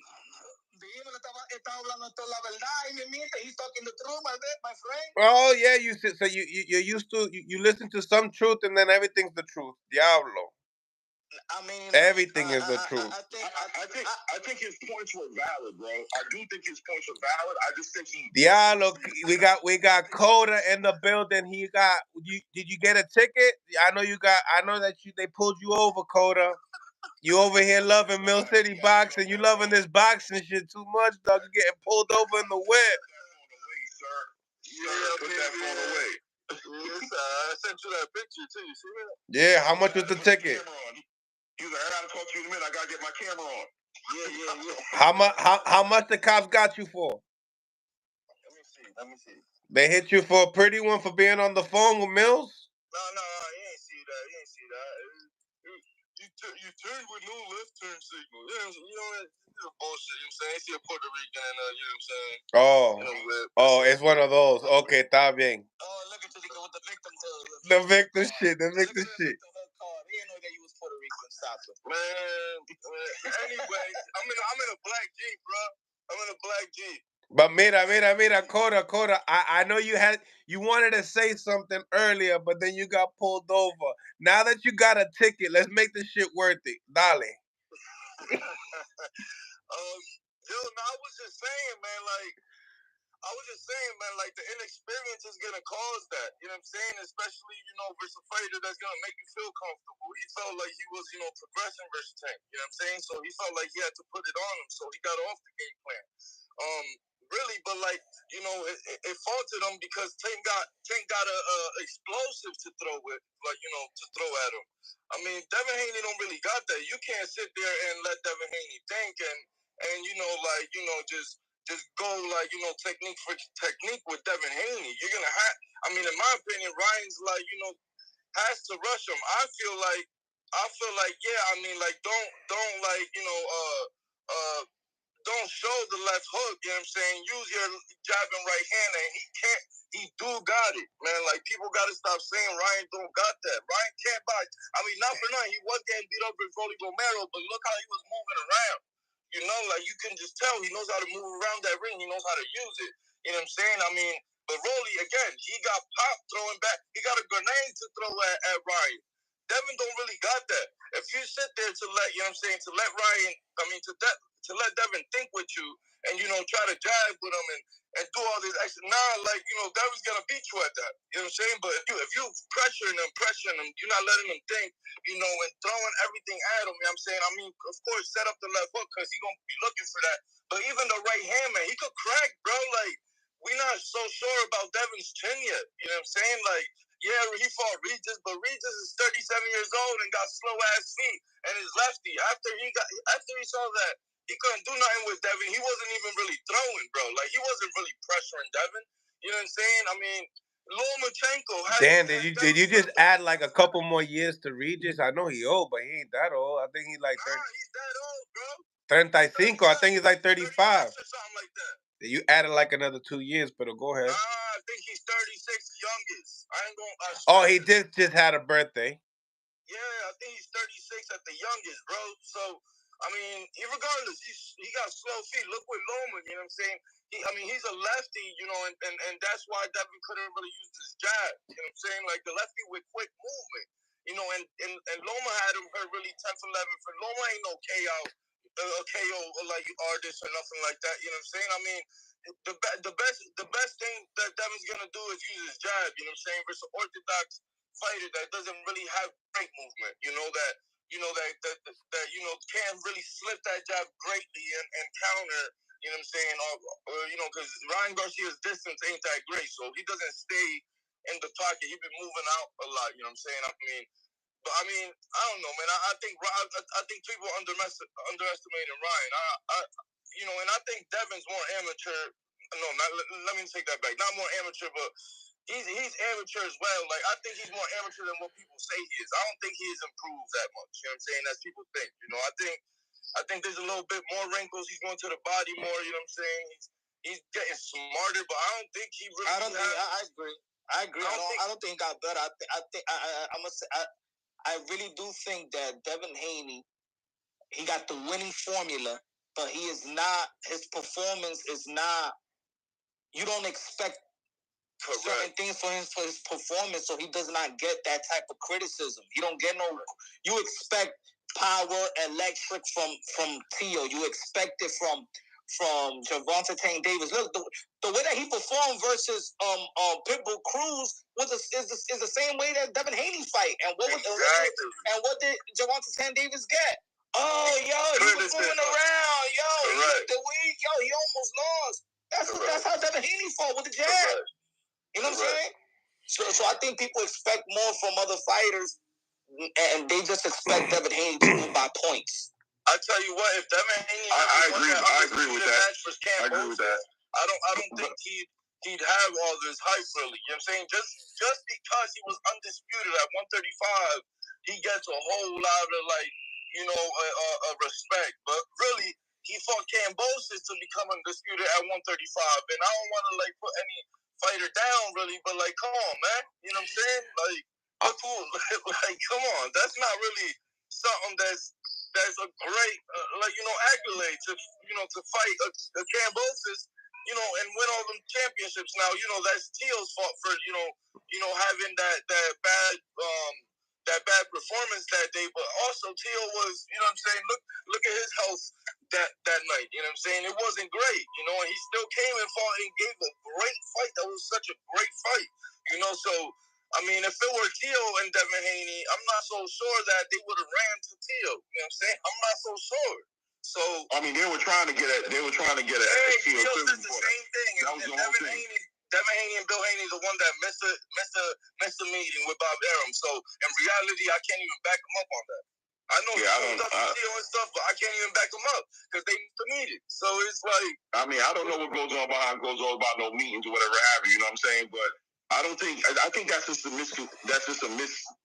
Like, everybody tries to paint this picture like Devin is not trying to fight the best, just like T.O. is, and I just don't think that's the case. I think Devin is there. Devin is there and available for all those fights. So then why didn't he negotiate with Shakur Stevenson for his WBC?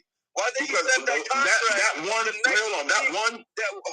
the next week, immediately, the next week, move up to 140. He didn't negotiate. Shakur activated his mandatory, and immediately Devin Haney moved up to 140. Why did he do that if he really the reason he did that is because he wasn't negotiating with Shakur Stevenson. He gave Shakur Stevenson an offer. An opportunity, and Shakur didn't take it. And by the way, that was a mistake Shakur made. He didn't. And listen, I'm not trying to defend. I'm just being honest. That's the same thing as Canelo giving David Benavidez an offer, or Devontae giving Devin an offer. But it's not a negotiation. I'm the A side. I have all the belts. You want all the belts. You know already. I'm fighting on region. Talking about? I will hold back. Here's what I will only give you. Take it. If you're not going to take it, then I'm moving on to the next one. That was not a negotiation. So listen, peep gang. Let me interfere right here, right? So now that we here with Shakur, now with that situation, if you really want to make a fight, just like when I talk to so many guys like Sugar Shane Moser, you put an offer that's reasonable. Now when we talk about Regis Prograis, the name Regis Prograis and the name Shakur Stevenson, they're not compatible. And now that being said, look at the sales as well. So now when you do all that, right, and you put that into perspective, let's be honest. How big is the Shakur Stevenson and Devin Haney fight? Let's be real.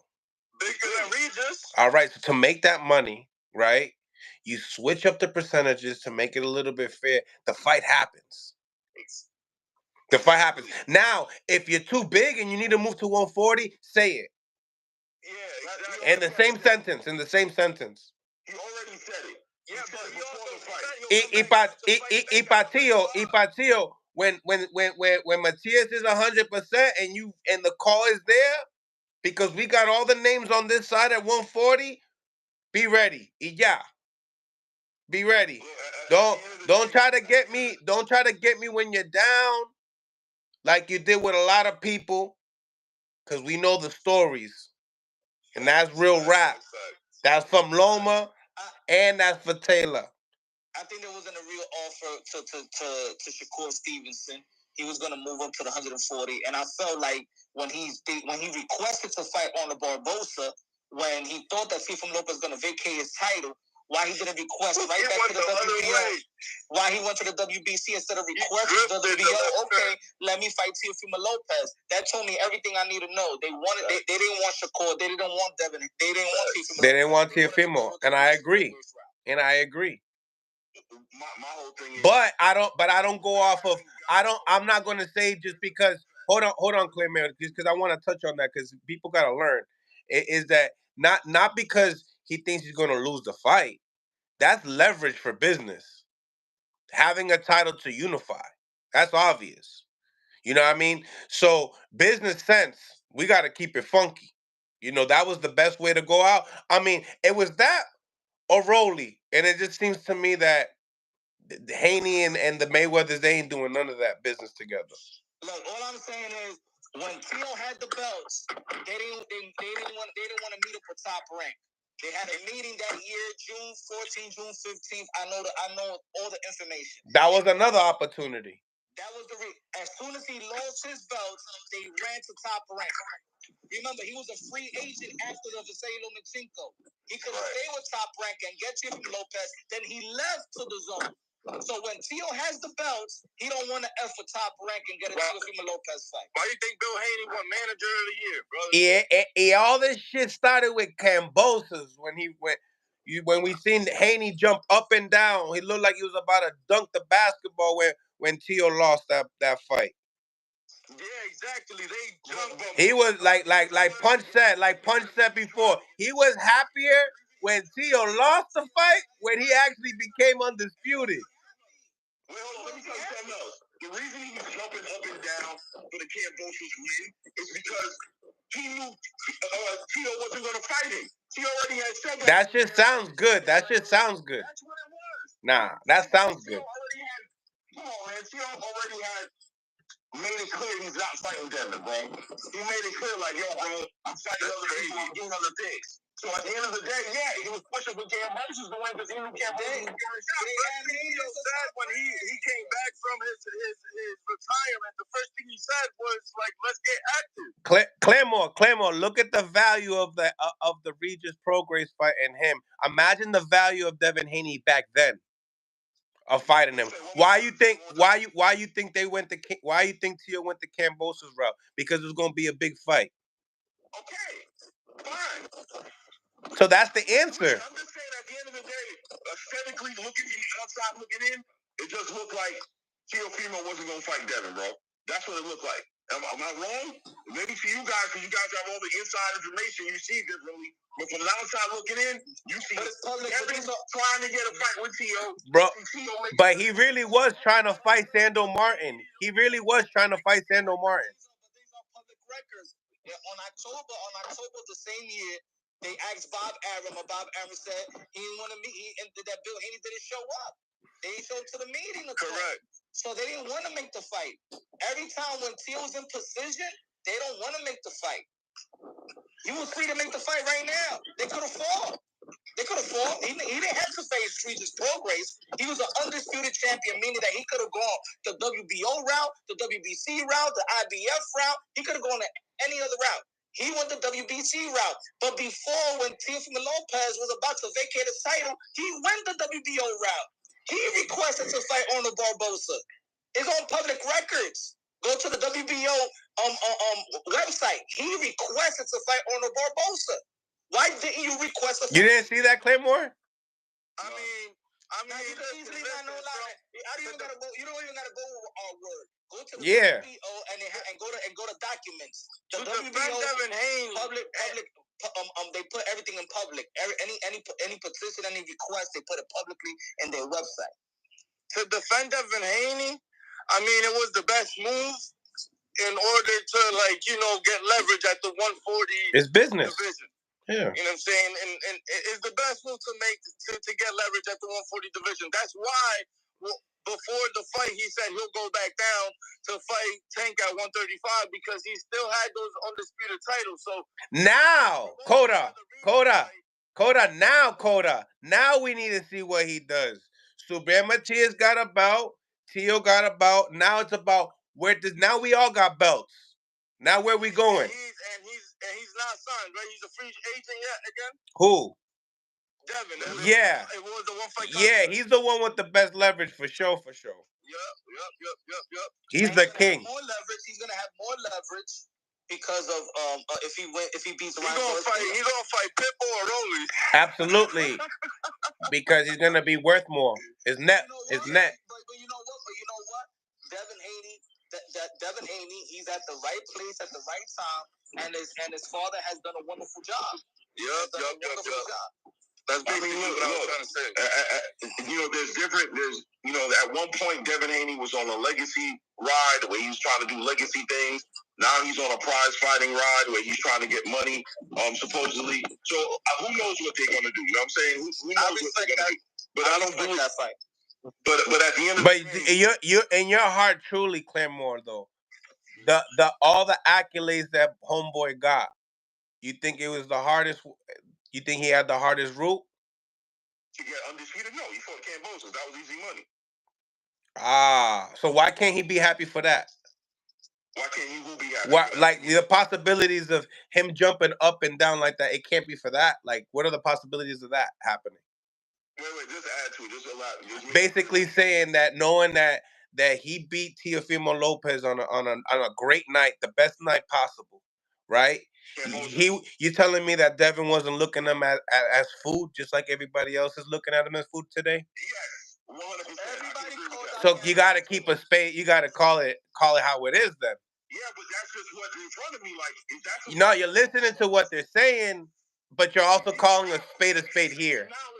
That Devin Haney saw the harder fight would have been against Tio, without a doubt. And Tio, in many ways, karma's a bitch, right? Like, in many ways, it's like Devin's trying to get this fight with you. You also took an easier route to go fight against Cambosos. You also went, you know what I'm saying, to go do your thing and go get your money and fight somebody who wasn't as hard to fight as Devin Haney. But look what happened that night. the stars aligned, you got dropped on your ass, and you lost your belt in a weird way. Devin took what was easy with what was in front of him. I'm going to take Cam Moses, bro, and get these belts. Everybody can see that play. But what does that mean at the end of the day? Does that mean he's ducking somebody because he took the easy food to become undisputed? No, because when you label Devin Haney of him doing what he does, y'all mention the first thing y'all mention, and the second thing y'all mention is Regis at 40. Second, first thing is undisputed. How did you get there? Look how great business moves, but it's all choreographed. Yeah, my point was, look how different the narrative was. It's an opportunity that's laid in front of me. It wasn't planned. That's who has the belt. Right timing, bro. He like Punch said, it's at the right time. Yeah, because y'all remember the video when Tank was like, oh, I'll fight him for free. It's not saying that he's ducking him. Eddie Hearn used to go live on New York time on the East Coast. He used to go time 4 a.m. in the morning every day. Just so I asked them because remember Bill Haney and Teofimo Lopez Sr. was on my channel and they was talking about the fight, right? And Bill Haney said he's gonna get $4 million from the zone, right? So guess what? I got the opportunity to talk to Eddie Hearn. I asked Eddie Hearn, yo, what's good with the $4 million to fight Teofimo Lopez? You know what Eddie Hearn said? He said, we're not paying attention to Teofimo Lopez. We're waiting for the winner of Ryan Garcia and Luke Campbell, and hopefully Luke Campbell wins so we could get Devin Haney and Luke Campbell. So the question is, if they really wanted Teofimo Lopez, he was signed with Matchroom. Why didn't Eddie Hearn send a contract to Top Rank? Business decisions speak louder than words. He fought Linares after that. And put it this way, hold on. And they still didn't want to meet up with Top Rank. You remember when Lomachenko was calling out Devin the Dream Haney on Twitter? They was going back and forth. He said, send the contract. And then right away, they already had a deal with Linares. So there's a lot of cap also. I don't know if it's cap as much as business and the politics of these damn networks and these countries. Let me explain what I mean by that, right? So you saying that Eddie Hearn saying that they were hoping that Luke Campbell would win so that they can get a fight with Luke Campbell, right? Instead of Ryan Garcia, right? He said that we're not paying attention to Teofimo Lopez. Right. We're paying attention to the winner of Ryan Garcia and Luke Campbell. And he said, hopefully Luke Campbell wins and we get to Haney and Luke Campbell. That's what Eddie Hearn told me. Who is Luke Campbell under, promotion-wise? At the time, he was with Eddie Hearn. Okay. So, you know what I mean? It just gets weird. Like, you know what I mean? These politics get weird. And it ends up being a promoter trying to get everything all under one roof and in one hands, and then we transfer that over onto the fighter who's not really interested. He's not really interested on promoting, you know, some cross promotion of fighting in-house. Look what's going on right now with Tim Tszyu and Terrence Crawford. You know what I'm saying? Like all of a sudden, Tim Tszyu is willing to vacate his government veto title to fight Errol Spence. Why? You don't think that has anything to do with PBC? You don't think that has anything to do with the managers handling? So now it could look like Tim Tszyu, oh, you don't want to fight Terrence Crawford. You're ducking Terrence. Is that what it is? So that don't really got no hold. No, but he's a free agent now. He's no longer. Yeah, but it's not like he can't fight with PBC or won't fight with PBC. That has no foundation to it. No, listen what I'm saying, bro. Terrence Crawford is known to be a hard negotiator, bro. No, he's Bob Arum is known to fuck his career up, so he learned from that. Whatever the reason that drives him, it's easier to make a fight with Errol Spence and Tim Tszyu than to go to the negotiation table. With Terrence Crawford has a bad cloud over him because of the way he negotiated the Errol Spence fight. The way he handled that negotiation, they're going to fall back from negotiating with him if they can avoid it. And he started off bad. He started off bad by actually petitioning the fight, Tim Tszyu, because he's trying to tell them, oh, let's go to purse bid and things of that nature. You're not working to negotiate with PBC. It's either we fight or not. Even with Bud Crawford and Sean Porter, when they fought, they didn't take it a purse bid. They gave it time to negotiate. You know what I'm saying? So that's a respectable negotiation by both teams. But Crawford is saying, nah, I'm using my power and I'm taking it a purse bid. Y'all don't give me the money that I want. Right. So when that's why so when Tio's like, I let go of my belt, it's like, okay, you're trying to get some power. I don't give a damn about this belt. Like Tio. Right. You're right. You know what I'm saying? But I just said it's a politics. It's not Tim Tszyu saying I'm scared to fight Crawford or I'm ducking Crawford or, you know what I'm saying? And that's what's bringing it full circle back to the way that negotiation happened, where that conversation happened between you and Eddie Hearn and what Eddie Hearn said and why he said it. What's driving what he's saying is what I'm saying, right? Is it because he's really not trying to fight somebody because of fear or because of what can happen in the ring, or is it about easier negotiation versus more complicated negotiation? You know what I'm saying? Business sometimes. I mean, looks but weird. but you can't use that with Devin Haney because they gave Cambosis everything, bro. Right, because they don't want to get the undisputed title. You can't do that. You can't use because all he wanted to do was beat Cambosis up and take their titles. He would have did it. He would have did it. All right. All right. So then, what was the difference with Tio? There's a difference between Devin Haney and the rest of It's the same thing. I said Tio trying to play the same game. I just said that to you. I said literally Tio trying to play the same game but lost.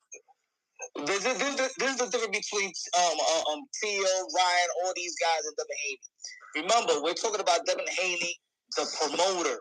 Devin Haney is a promoter, licensed promoter of California, which he could petition. That's why he could send a request of the petition of WBO. Teofimo Lopez just can't petition. Ryan Garcia just can't petition. Shakur Stevenson just can't petition. No, Gervonta Tan Davis just can't petition. Devin Haney could make those type of moves. So people didn't want, and I used to say this all the time.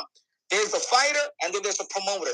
Just like we critique Bob Arum, Oscar De La Hoya, Eddie Hearn. Once you come out and say you a boss and tell Teofimo Lopez, I'm a boss, then you know what? Then I hold you more accountable than Teofimo Lopez to make the fight because you the boss and you have the power to do certain things that Tio can't. But I mean, I think that's fair. I think that's fair. I think that's fair. I mean, but Shakur got his own promotional. Tank got his own promotional. No, he's with Top Rank. He's with Top Rank. Whatever. He got a Top Rank got a petition. Okay, yeah, there's signs as well. Yeah, correct. I think it's fair. I think I ain't gonna front. That was mad fair what you said. Definitely curious after this fight, though. I think that was mad fair what you said. I think that at the end of the day, it's not far-fetched that there's times where Devin Haney is going to make a move that's easier than another move, right? I think matter of fact, the promotional hat that he puts on his head that you were talking about will sometimes kick in to the conversation, whereas the fighter's spirit and wanting to fight the best may get trumped by the promoter hat, where he's looking at it like, you know what? This move right here is an easier move for me strategically on the board of getting to where I want to get to. So I'm going to make this move instead. You know what I'm saying? I don't think there's nothing crazy about that, though. I don't think that makes him like a dick or anything like that. I just don't see the duck. If we see how and what they have accomplished, Shakur, Haney, and Tio, by the age of 25, they have accomplished great things by the age of 25. Let's not forget their age also. Yeah, look at the pressure that we put on them, but look at the resume and look at the accomplishments of Devin and Tio and Shakur. Shakur Stevenson, 3-division world champion. His last fight, he became a 3-division world champion. Only if Henry was on the live right now. You know what I'm saying? Got critiqued like hell, but he actually accomplished a 3-division world champion by the age of 25. Tio hated. Devin also hated. But look, we're talking about, let's say Matias. We were talking about him earlier. He going to fight Liam Paru, and what do most of the people say? That's a good fight. That's a good fight. Yeah, you 32 years old. These guys are 25, and they get their critics like no one else. Yeah, but Real Matias just came into the spotlight. He wasn't put in position to be in the position he is now. Like, he earned that. He wasn't there. He all earned it. No, hold on, Punch. It's different. It's different, Punch. You think that Tio Lomachenko, that was supposed to be a win for Tio? Huh? No. We're not speaking upon that. That of course. Listen, Tio put himself in position for that. When we broke down the resumes, you broke down the box recs. I broke down the box recs, right? You look at it, they both had a different path. All of them had a different path. If you look at them, who had the harder raft? Let's be real. Who had it tougher? I think Tio had it. I think Tio. That's your opinion, but if you look at the resumes, if you look at them, it don't say that. Who had it tougher? You talking about opportunity? You talking about opportunity, but the opponent. No, I'm talking about who had a tougher upbringing with no opportunity. I didn't see a box break. Has a whole bunch of opponents that are undefeated and knockout artists. Oh, Shabril, you think Shabril has a tougher? Go through the box rec. Yo, you could put them all together. Yo, Claymore, you could put them all the top guys right now. There's a lot of opponents. Match it right there. Who had a tougher upbringing throughout the whole career? There's a lot of opponents that's undefeated. There's a lot of domestic fighters as well. It's like Liam. Yeah, a lot of opponents undefeated at 10-0. Liam, not 20-0. Come on, man. What you mean 20-0? What you mean? Look at Brandon Lee. Look at everybody's first top 10 fights. And compare them. The first top 10. The first top 10? The first top 10 of everybody's career. Match them up. You can't compare them. Yeah, match them up. Can't even compare them. This kid Matias in his fourth fight, he's freaking fighting guys with big winning records. Yes, not by names. Go by record. Yeah, don't go by names. Go by records. And then go further than that. Click their name and see what they're doing as well. You gotta go by name and record. No, you can't go by name. This is a world-class sport. The majority of those names I can't even pronounce. Not everybody's a world-class fighter. That's fine, but it's still a world-class sport. He had all his dudes who had winning records for the most part. Now keep checking. All of them, and a whole lot of hard hitters too. And then when you click on the guys, they're not bums. You click on the guys, what they have done after their career. If he didn't retire them, they were decent competitors. Now, if you go to Shakur Stevenson and Teofimo record, right, and you see the guys that they beat that have good records, click on the guys. See what they're doing now. They have horrible records now. But what about or they're not even fighting. I even did this yesterday. Name me where is every opponent of Subriel Matias who he beat. Where are they? I told you it's a world class sport. This ain't American. This ain't a more American sport. Where they rank at? Where they at? What do you mean? Look at Ergashev. Where's he ranked at? Look. He's gonna be fight. He's gonna fight, but he. Yeah, they were complaining about him. Supposed to be his leg got stabbed and shot and all that, and he's already back to fighting again. He didn't leave the stool so he could fight right now, because it would have took him 6 months to recover from that beating if he stayed there. Now he gets to fight. That's real rap. He was suspended by the commission indefinitely because by who? By the Las Vegas, Nevada State Commission. Why? Shabril does have a crazy Yeah, Gary Antoine got suspended as well. He came back out a first round knockout. Yeah, Subriel Matias did it. But Shabril does have a crazy. He does. And yo, if you do your investigation, Claymore, more, you'll know what I'm talking about more. But if you go off of the name, you ain't gonna get shit out of it. You're not gonna get shit out of it. What do I care about? I don't care about someone's name. I care about your skills. I care about the performance you bring inside the ring. And obviously, he stopped all of them too as well. I don't care about the money. I don't care about nothing. I care about the skills. His name is buzzing and so quick out of nowhere because he's not fighting like it's not choreographed. How Mill City, quoted it. It's not choreographed. Nah. It's the best way to choreograph. What are you talking about? Huh? It's the best way to choreograph when you're not in the spotlight. It's the easy way to choreograph. Wow. All I gotta do is pay his manager. This is what manager does. Yeah, fight a whole bunch of undefeated knockouts. That's the undefeated fighters of what? All right. So how about this? How about this? When you look at BoxRec, right? When you look at BoxRec, you just can't go and look at the numbers. Hey yo, you look at BoxRec, Coda, you look at BoxRec. One of them is in the cemetery somewhere. Nobody wants to be ranked number 2 or 3 in the IBF. They rather leave it open and empty. That's the only clout he got. Claremore, who's ranked number 2 in the IBF right now? Even when he killed the dude, nobody was still paying attention. Yo, Ponce was supposed to be a top prospect, bro. He was an underdog for that fight. Nobody is saying nothing about that he didn't fight Ponce, that Ponce wasn't going to be a top prospect or something. Ponce fought. Check out when Ponce fought. Check out who Ponce fought before fighting Subriel Matias. But did he have a... Go by resume. He fought a dude that was 23 and 20. All right, your first question, though, was look at the first 10... That's who he got his world title from. But he was ranked number 1. Look at their first 10 fights. Look at their first 10 fights and look at the records. Bro, we did that, and your point is all right. So Coda. How about this? Right. So what do you think about that? Yo, Punch. For that title eliminated with Ponce and Subriel, right?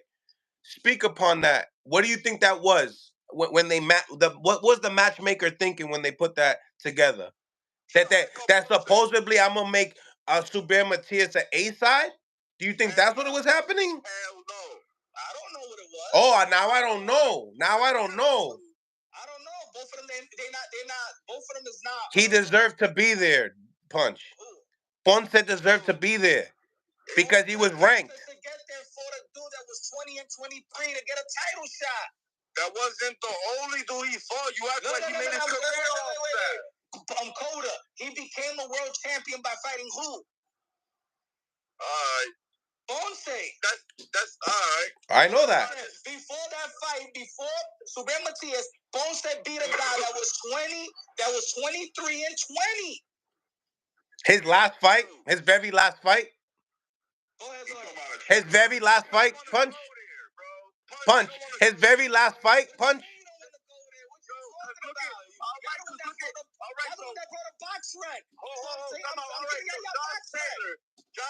Claremore, what do you watch? Are you looking at BoxRec right there? Claremore. When Ponce fought before fighting Subriel Matias? Chico Odekadze. He was 23 and 20. Come on, man. All right.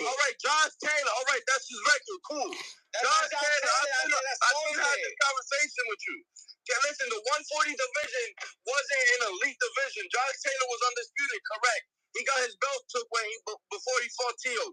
Who Josh Taylor fought to become undisputed? Zepeda and Regis were his biggest names, bro. Jose Ramirez. That's who was telling me that. He beat Jose Ramirez. The best at 140 because he beat Josh Taylor. He beat Jose Ramirez. Before that, he was out the ring for mad long, bro. Like, what are you talking about? He beat Jose Ramirez. All right, Teofimo Lopez actually moved up to fight those were names because of the 140 division was garbage, bro. No, it was not garbage. Subriel Matias was not garbage. It was not garbage. If it was garbage, your boy Javante Davis would have stood in a 140-pound division. But his ass went back down. Javante Barrios, who will be Josh Taylor. Yeah, No, he wouldn't.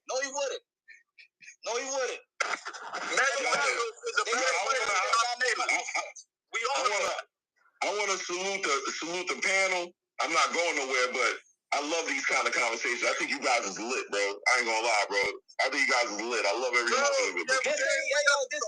This is not because when people debate, it becomes let's see who devalues who more. Right. I'm not trying to devalue Subriel. Right. No. Hold on, Coda. I'm not trying to devalue Subriel Matias. What I'm telling y'all is he has not accomplished nothing compared to Tio. Nothing compared to you. No, it's not compared. Those are the facts, bro. We're not gonna speak facts. Come on, man. We're not gonna speak facts. We gotta speak facts. You know why? Because then accomplishments. You are right. Yo, listen. You are right with the. Dale, go cook, Dale. So when Matias, if he beats Teofimo Lopez, he gets everything he deserves from us. If he beats Haney, he gets everything he deserves from us. If we started playing that, but Tio didn't Catterall and Josh Taylor, and then no. Nah, but we just talking. I ain't trying to devalue Tio, bro. Like, Tio's a great fighter. Okay, you're the one that's comparing resumes. nobody because of the name. Y'all saying. I said that he had the hardest route. That was where I was coming in. And I'm saying that Tio had the hardest route, being the underdog versus Loma, being the underdog versus Josh Taylor. He hasn't fought. Matias hasn't fought nothing. What was that an injured? Was that an injured Loma? See, that's what I'm talking about. I'm asking you. That's what I'm talking about. I'm asking you. Yeah. Did something happen to him? Both of them was injured. Okay. So what? Josh Taylor. Was something wrong with Josh Taylor's leg? Something was wrong with Tio's hand. Okay. So back in, we're gonna do tug and war. My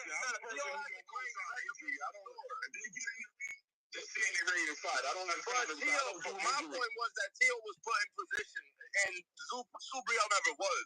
If anything, what did Millcity just say earlier? Yeah, I'm gonna get mad up in here as well. What did Millcity just said earlier about Ponce and Matias? That who was supposed to win that fight? Was he supposed? Smash the like button, ladies and gentlemen. Smash the like button. And y'all gonna hate me. The live was jumping. The live was really jumping, and my phone died. I ain't gonna hold you. I'm gonna keep it real with you. Shout out to Jackie for the $20 as well. Appreciate you, Jackie, for all the support that you bring to the channel. You really one of the ones that bring this channel up to light. You know, with all the support that you do, man. I really appreciate it, Jackie. I hope you really understand what you do to the table, what you bring to the table, Jackie. For real, appreciate you for sponsoring the channel as much as you do. I'm going to be getting the phone lines in as well because Coach Mad Scientist, he was also on here. And he was also on here. And obviously, you know, he coached Joseph Adorno for the fight. And obviously, we got questions, right? We got a lot of questions for him. And then the panel is getting hot. You know what I mean? Me and Punch, we was about to go in. Salute to the panel, though. I appreciate each and every single one of y'all. Bang Bang Boogie, all the members, Jackie Hernandez, everybody. Salute to y'all. We're going to be starting this panel up for just a little bit more. Say thank you to Jackie, ladies and gentlemen, because she definitely holding it down. And all the members of the channel as well. Y'all holding it down for real. We getting the call-ins right now. Just for a little bit longer.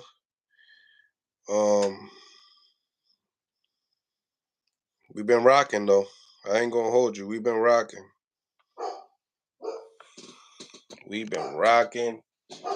For a minute. All right, we back. All right, phone lines are now open, ladies and gentlemen. Phone lines are now open. Okay.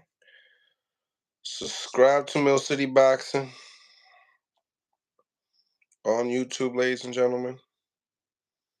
Become a member of Millcityboxing as well, ladies and gentlemen. To support the channel on another level. We always appreciate y'all getting the panel back on. Sorry for all the, technical difficulties. We got Coach Mad Scientist, Mark in the building. Salute to you, Mark. Great job yesterday. Mark. Salute to you, Mark. How you doing? Good, man. I'm at the airport as we speak. Man, good job yesterday, man. I know you didn't go your way, but you did a good job yesterday. Appreciate that. Talk to me. Do the best you can. Talk to me about the experience and the ambiance of the whole night. Well, just to start off with, there's always distractions, right? There's always something, a story you can give to partially why certain things went the way it went. But salute, my brother. What's going on? So I watched y'all last night, man. You know what I mean? Good work, man. But go ahead, my bad. I ain't interrupt you. No, you good. Appreciate that. Yeah. As far as the in-fight situation, we all seen what we saw. We should have just been more busy. Stronger. We were stronger. We appeared to be stronger. I believe we were stronger. And I thought within the middle rounds, that's when we should have put our foot on his neck and start pushing him back, taking over. But it just didn't go that way. Joseph, he gave Nicholas his props as far as that jab. He has an awkward jab, and his arms as long as hell, Joseph said. Like, he was getting in touch with the jab right off the bat. From round one. Threw his timing off. From round one. It kind of threw his timing off. And when you're in the ring, as we know, everybody can Monday night quarterback. Everybody can speak from the crowd and say, do this, do that. Even the coaches, right? Joseph said he believed I gave great advice, excellent advice. But he said at the same time, when you in there, he said that when he went to throw certain punches at Nicholas Walters, he has a funny way of angling his body. And I believe that to be true. He said he has a sneaky little way of angling his body, making you reach for him. Like, it almost appears that you're going to fall off balance if you overcommit on certain shots. So it was just more experience thing. A lot of experience. I mean, this guy's an ex-world champion. He came in the locker room and really gave Joseph his props. He was like, young man, you super strong. He was like, you hurt me like 4 times in a fight. The best thing you could have did for me was stop punching. He said that was it. If you would have kept punching, you would have took me out. He said, I'm glad you threw one combination and then took breaks. Every time Joseph hit him with a good shot, 2, 3, 4 shots, Joseph took a break, went back to the high guard, just a little too long. So I thought when Joseph was using the jab, it was effective. But, you know, again, it's hard to just Monday night quarterback this stuff. I think the conditioning could have been better. You know what I mean? To make Joseph have a higher punch output. That, to me, that's conditioning. That's training camp stuff. So, Coach, now that you speak upon the conditioning, because you know I was going to get to that, you know, did you handle the strength and conditioning yourself as well for the camp? No, I did not at all. Who did? Was there anyone? There was someone, but let's just, for me to be honest, that someone is more of a business guy and not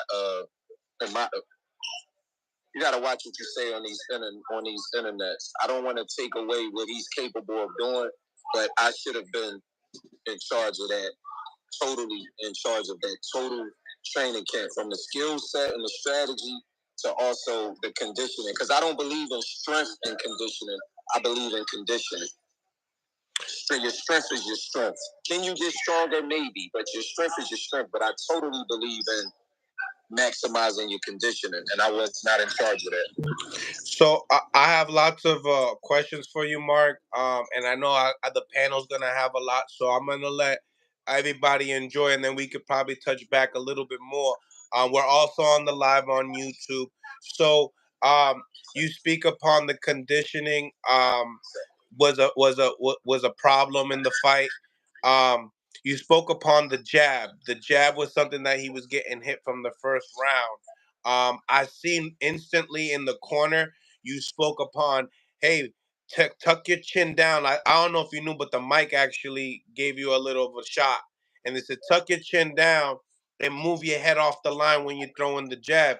Because like you said, Nicholas Walters has an educated jab. He switches the timing on the jab. And like you were saying, he's kind of crafty. And I was looking at him, I'm like, damn, he kind of awkward, like a little bit. He won the fight off the jab, would you have to say? Easily. Nothing. If you watch the fight, Joseph didn't get hit with one overhand right. None of the right hands. Exactly. Nothing big. There was a time I asked Joseph in the corner. I'm not sure what round it was because I didn't even watch the fight myself from the TV perspective. But I said, is he hurting you? And Joseph looked at me like, no, none of his punches is hurting. So I'm looking like, bro, well, when we going to step up? It's time to start dominating. Like, you're stronger. Now we got to fight on the inside a little bit more. But you don't know a person's body. The only thing I could think of is that every time Joseph threw shots, put combinations together, he wanted to conserve his energy, so he took a break to do it again a minute later. But, I didn't watch it from the TV. I'm only watching it from my perspective from the corner. I got people in the corner talking. His brother, Jeremy Adorno, is there. And we on the same page. He like, Coach, you telling him the right shit, giving him great advice. He said it in the corner. There was nothing wrong with the advice given. It was simple stuff. But I don't want to be too critical on why he couldn't pull it off. The only thing I could think of is he was trying to conserve energy. He just couldn't run the combinations off back to back to back. Just couldn't. Right, if he could have, he would have. Right off the back, you didn't have a lot of time with him. I remember talking to Bozy about Andy Cruz. Same thing. Just didn't have enough time for the first meetup. But my question to you, Coach, and this is something that's really, it's a deep one. Do you guys, with the amount of time that you guys had, do you feel like, we had a big interview. We talked about, if he still has love for the game, the work for the game. We talked with the brother Jay, if that interview, if he was undefeated right now, that interview would have took a stream on the media, honestly. But now that we know right here on Mill City, we cover everything, right? So at this moment in time, do you feel like, does he believe in your science? I know that he, drives 40 minutes to 45 minutes to you. You know what I mean? As a coach, do you believe do you believe your fighter believes in you? Yeah, I don't think it had nothing to do with me and him. I think the chemistry can only get better. He believes in me as much as he could for a trainer that only had him for a month and a half. Yeah, I believe he believes in me. But I think the greater question is, how much does he believe in himself at this point? Right. Me, I don't think it has anything to do with me. Now, when you base it off of how many coaches he's had, it's a short career. I think it's been too many. You got to develop chemistry and believe in somebody. So yeah, from that aspect, you're right. That's a good question. But more so is about how much does he believe in himself and how much can he give? What does he really have left to give? He didn't get dominated last night. He didn't get punished. So if we want to just really keep it real defensively, I think he was okay. He did not take a lot of big shots at all. Never got hit with the overhand right.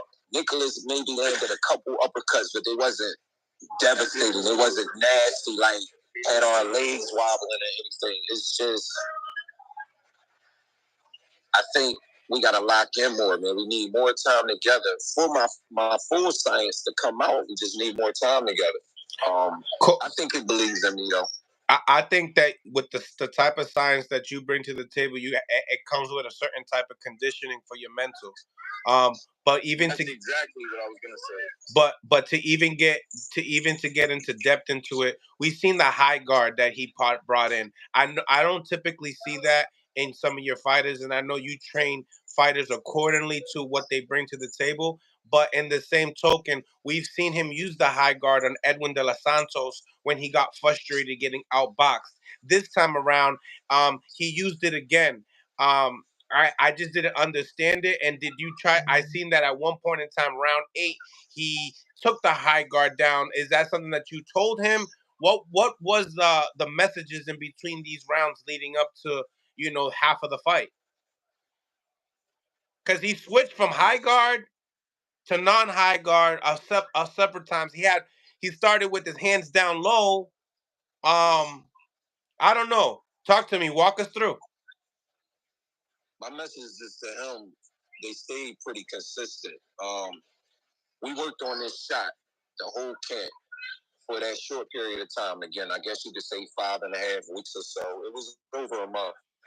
But there was one specific shot that I wanted to see him throw, and he did not throw the shot all night long. And me and his brother, I was puzzled. The corner was a little puzzled. Nicholas Walters' jab became so slow after like round 5. I could have got in there and countered the shit out of that jab. Facts. It was the same jab over and over. So yes, he does have an educated jab, but it became redundant after a while. Like you could see it from a mile away. Yeah, you could have made the adjustment. When are you going to throw the right hook to the body that we've been working on when he pushes that slow ass jab out there? Don't say all that, coach. Don't say all that, coach. Listen, Nah, but you put it. You showed the drill online already. Yes, it's good. Yeah, but I mean listen, again, back to the conditioning. You know, if you know, as much as we might say that he's good, and you know, fighters do that. You know, he's not hurting me at all, but like, you know, you might say that, and you know, not say not he's not tired. You know, again, you don't really know how the fighter's feeling, and then if he's putting that out, my evaluation of it is that I know he's a better fighter than that. I know he can time that jab, so it must be that he's tired, or it must be that he's scared of what's coming back. So, you know, I mean, yeah, we don't know. You know, whichever one it was, you know what I'm saying, I'm not sure that he's completely confiding in you, in my opinion. Coach, what was your thoughts when he hit him with the right hand, the illegal right hand? I knew frustration had kicked in. I knew that the fight wasn't where I wanted it to be at that point. What was that type of stuff for? If we would have been in control like we should have been, we wouldn't have needed to do anything like that. So, as you can see, one judge had it 95-94. So they had it basically a draw with that point being taken away. I thought 98-91 was way too lopsided, but then I could understand it from the inactivity, from Nicholas Walters fighting the same consistent fight from round 1 to round 12. Just comfortability, for sure. Yeah, and Joseph picking spots, when to pick it up. Then going back to the high guard, way too long. Picking spots, when to pick it up. Then going back to the high guard, way too long. So, yeah. Again, man, this Monday night quarterbacking stuff, it gets kind of old. It's just about, again, the team. The team has to make a decision what we're really working for. Because it's up to the fighter. At the end of the day, the trainer can say, do this, do that, till you blue in the face. The fighter got to first be in shape to do it. And that's just that. And then buy into the system, for sure. You got to buy into what you're being taught. That's why I asked the question. I mean, not to cut you off, but that's why I asked that question last slide. Like, you know, I know he's been 1 foot in, 1 foot out. Like, you know, how's this camp been? Because, you know, I knew the conditioning, man. Like, it was gonna take a part in the fight. You know what I'm saying? A lot of people don't know him like that. You know what I'm saying? People who really follow boxing don't know he's not a pushover. So, you know, that's really why I asked that specific question. That's what I saw. And, you know, I'll always be honest with my fighters from the amateurs to the pros. I think we was in control with skill. I think we was in control with as far as punch technique and what punches were really showing results that it bothered the other fighter. When Nicholas Walters came into our corner to like just give Joseph his props and say like, young champ, you strong. Like, you hurt me 4 times in the fight. But he said the best thing you did for me was not have a high punch output. That you, every time you hurt me, you didn't throw the next shot. You stopped. So where does that come from? That wasn't taught in camp. That's not being shown in camp. That sounds like a conditioning thing. Like, for sure, I can't get the shots off. I just can't. It's mental. But it was a little physical too. It's just combined into you gotta have that grit. You gotta dig deep.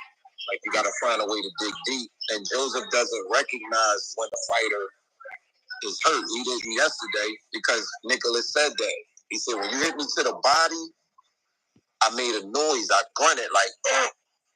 He said, but you didn't even see it. He said, because I didn't show it to you on my face. That's what champions do. I said, see, look. That's experience, man. Like, hey yo, coach, man, you gotta put him in timeout, man. You gotta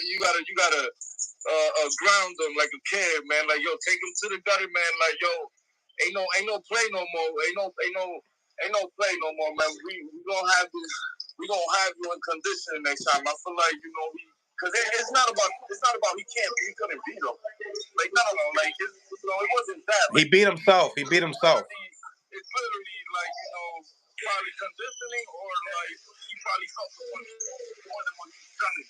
Because he could obviously beat him. I saw that, you know. So it's probably him not really putting 100%, although he might be telling you that he is. Claymore, you got a question? Something outside of camp, like I don't know, like you know, getting into inactivity. And I don't know what it is. I don't know. Coda, let Claymore get one in. I can't hear you, Claymore. Can't hear you. As far as Mark, right? As far as if there was a rematch to be made for that type of fight, do you feel like you become victorious? Do you feel like it'll be a completely different fight? Yeah, it still start with the fighter. I think it would teach me. It would what I would take from it is, and I see that on here. Like, I am. Yeah. Okay, go ahead. My bad. Yeah. I am who I am as a coach. You always hear people say you gotta yell, you gotta do this, you gotta do that. Listen, man. Certain coaches, maybe that's their method. Maybe the fighter gets to yelling, he can do something with that. Everybody don't work that way. Like, I was stern in the corner. I was direct. I was to the point. So, and then again, we had a training camp before the fight. We knew exactly what we wanted to do going into this fight. It was getting done. It just was inconsistent. Very. Like, you can't, once you're in that corner as a coach, there's nothing you could do about that. Like I said, you could yell at your fighter and tell him, what you're doing is, every time Joseph came to the corner, I said, yo, you don't see your jab working when you jab back at him? You knock it in 2 feet back every time you double up on a jab. Yeah, I was about to say. Why did he stop doing it? He just stopped doing it. Every time. It looked like, from the outside looking in, it looked like Adorno was just really frustrated with the effective jab. It looked like it got to a point to where I feel like, from looking at it, it looked like he was feeling the fight getting away from him because of that jab. And he started, it looked like he got hyper-focused on blocking the jab, or not letting the jab get in there, and that made him bring his hands, you know what I mean? Like, he kept that high guard up because he started, it's like you could almost see him counting the jabs that were connecting. Like, he was annoyed with it to the point to where he wasn't hearing anything else, but he just wanted to get around that jab. He wanted that jab to stop. And even with that punch that he threw, that illegal punch, there was just a frustration that you could see that he had in him.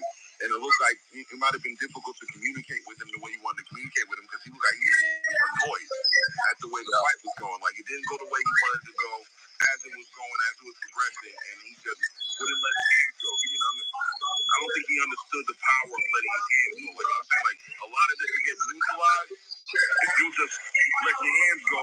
You're allowing him time to take his time and throw that jab. If you put a little more pressure, it would have probably solved a lot more of the problems. You know what I'm saying? Hold on, I have a question, guys, because you guys are throwing statements. I have a question. Listen, so I was telling the chat, you know, do you feel like Joseph Adorno at this point in time in his career needs, I would like to say, you know, an easier task, a step up? I mean, he's going through hard fight after hard fight after hard fight. Do you feel like he could possibly be burning himself out, you know, doing these last minute training camps, getting in shape, and then going into a hard fight? I mean, he's only 24 years old, and at this rate, bro, I don't see him being a young 29-year-old, 28-year-old. I would see him looking more like a 30-year-old because of some of the punishment. Basically, what I'm saying, could he possibly be the Gabe Rosado at 135 pounds if he goes this rate? Who's that question for? That's for Mark, the coach of Joseph Adorno. Look, Joseph, right? From what I see, even seeing it last night in those little spots in the fight, Joseph can be the type of fighter that at the blink of an eye can be right back in the mix, right back on top. Why? Because he can punch. The best thing I heard somebody say yesterday, and I think it might have been, I didn't see the fight, but I had a little conversation with Paulie Malignaggi, but I heard Paulie said something about Joseph has to learn how to create offense. Like he has to learn how to dictate opening the other fighter up. It seemed like he only responds to when punches are thrown at him, it makes him throw. But is he using IQ to say, well, this jab is to open up the body shot, or this jab? And that's some of the things that I'm trying to teach him. But again, in a month and a half, you just can't put all this information into somebody that got. It's like having a new a computer with viruses in it. You gotta get the viruses out and then try to install the new hardware. So it's going to take a minute. I don't think Joseph Adorno is a done fighter at all. Why? Because again, he went to a fight where he did not take a lot of punishment. He just has to learn how to fight a winnable fight. It takes a lot of discipline. So the discipline is the key, inside and outside the ring. It's the discipline. Can I say something? He's not being beat. Yeah, if it's a question, because I have other people what's on the live waiting as well. Oh no, I was just gonna go based off that. So if you're trying to kick me out, man, like that. No. Do you have a question for Mark though? Because I mean, I want the audience to hear from him. No, I mean, I'm gonna just say one last thing then, real quick. I mean, honestly, to go based off your question, I think like you said, you've been with him like for a month and a half. If say I was coaching, not that like shit, you're more experienced than I am, but I like the comfortability between a fighter and a coach is real important. And right now, I'm not sure like Joseph is 100% focused in the sport. So I would definitely have to sit down conversation with Joseph, like a real heart to heart, like now, like just like to get a little bit in more of understanding him and him as well as you. You know what I'm saying? And because if he's not 100%, brother, like, you know what I'm saying, but what is he in it for? And he got all the talent. So if he wasn't 100%, like a lot of these fights will have a different output or a different outcome. So I mean, that's just, I think the conversation like that is really, really needed because he's smart. He's a smart young man. You know what I'm saying? I'm not sure where his head is at and how comfortable you guys are with each other. Yeah. Aside from that, man, you're a great coach. They keep moving forward. I see y'all doing big things, man. I'll highlight y'all. Get out of here. Yo, thank you, Coda. I want to tap into a question right quick. Yeah, go ahead. Kind of expanding, what I'm saying. I'm not sure if I got a clear enough answer from what Mill was saying, which I thought was a real significant question, which is you guys, just like you said, a month and a half have had to get a lot of stuff going on in a small amount of time. Do you think both of you together as a team need some tune-up fights to get the time, to get that rhythm, and to get that understanding between each other, to learn each other, instead of putting you guys in a situation where you're fighting the best of the best, and you guys haven't built that, because it's a team effort in there. Do you think as a team, you guys could use some tune-up fights? Hell yeah.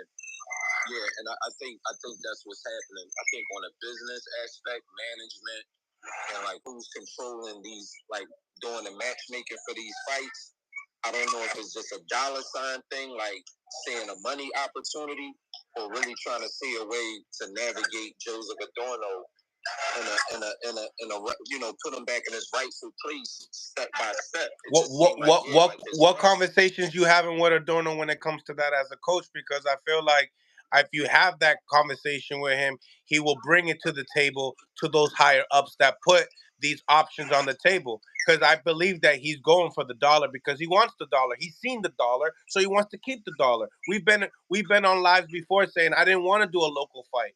I wanted to make money. I wanted to go to 140 to fight Elvis Rodriguez. Remember? Well, I'll tell you what, like everything that's happened to this point is kind of like water under the bridge. So last night, what I did when we got back to the hotel was text him and say, "Come to my room, let's talk." He was out with his family, so he said, "Coach, I'm gonna hit you back." By the time he hit me back, it was 2:38 in the morning. I was knocked out asleep. Got up this morning. We talked for a little bit. So when I get back home and get settled, that's the first thing me and him going to do, because he assured me that I'm the coach that he wants. He said, "Coach, this loss has nothing to do with you. You're the coach I want. I believe in you, and I know you're only going to make me better in due time." So great. I'll now start adding on the strength and conditioning. To the, not only that, but just adding on to paying attention to the business side too. What like Pro Box got to bring them back in June, so we'll be back out here in June, and there's some names of some decent names that Joseph should be able to. So he's already back in there in 3 months. You see, this is words. This is words. It's like this is what they do to young fighters, man.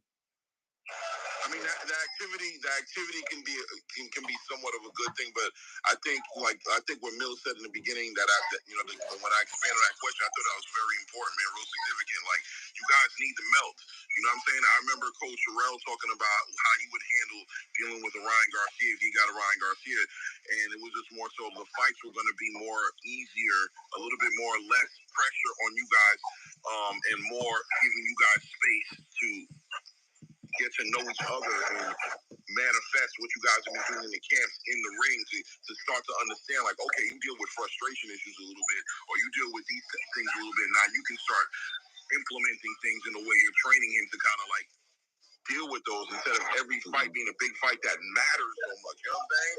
Like, maybe one or two. You know what I mean? I don't know. Well, now we'll get names from Pro Box, and I'll be more involved in picking through these names, because that's what I think happened to Joseph. People don't understand the full body of who these competitors are, how good they are, their pedigree. And if you just look at his resume is crazy. If you go look at the names, these last 5-6 fights has just been crazy. It's like, are y'all trying to build this guy or now use him as a stepping stone? You can't really tell. So I gotta pay more attention to who the fights are. Clay, you make a great point about that. You and I'll try to be more involved in who the opponents are from now on. Because you, like I said, like I interviewed, Gabe Rosado a couple of days ago, and he talked about how he got burnt out. We just talked to Titus. He said he got burnt out in his career too. I see the 24-year-old young man in your hands now, and I feel like eventually with this fight right here, you didn't have enough time with him. Next fight, you still don't have enough time with him, but eventually people will want to get to know who you are and what you bring to the table as well. You know what I mean? But nevertheless, Claymore, my bad, we got Hamza on the live. Hamza, what's going on? What's good, my brother? I was rooting for you, bro. Crazy, man. Hey, Mark. Yes, I always root for my guys, right? Yep. And when I see something, right, I was directing my eye contact into the corner, right, while you was giving directions. Mm-hmm. How would that affect? How did you see him receiving that direction? Thank you, Hamza.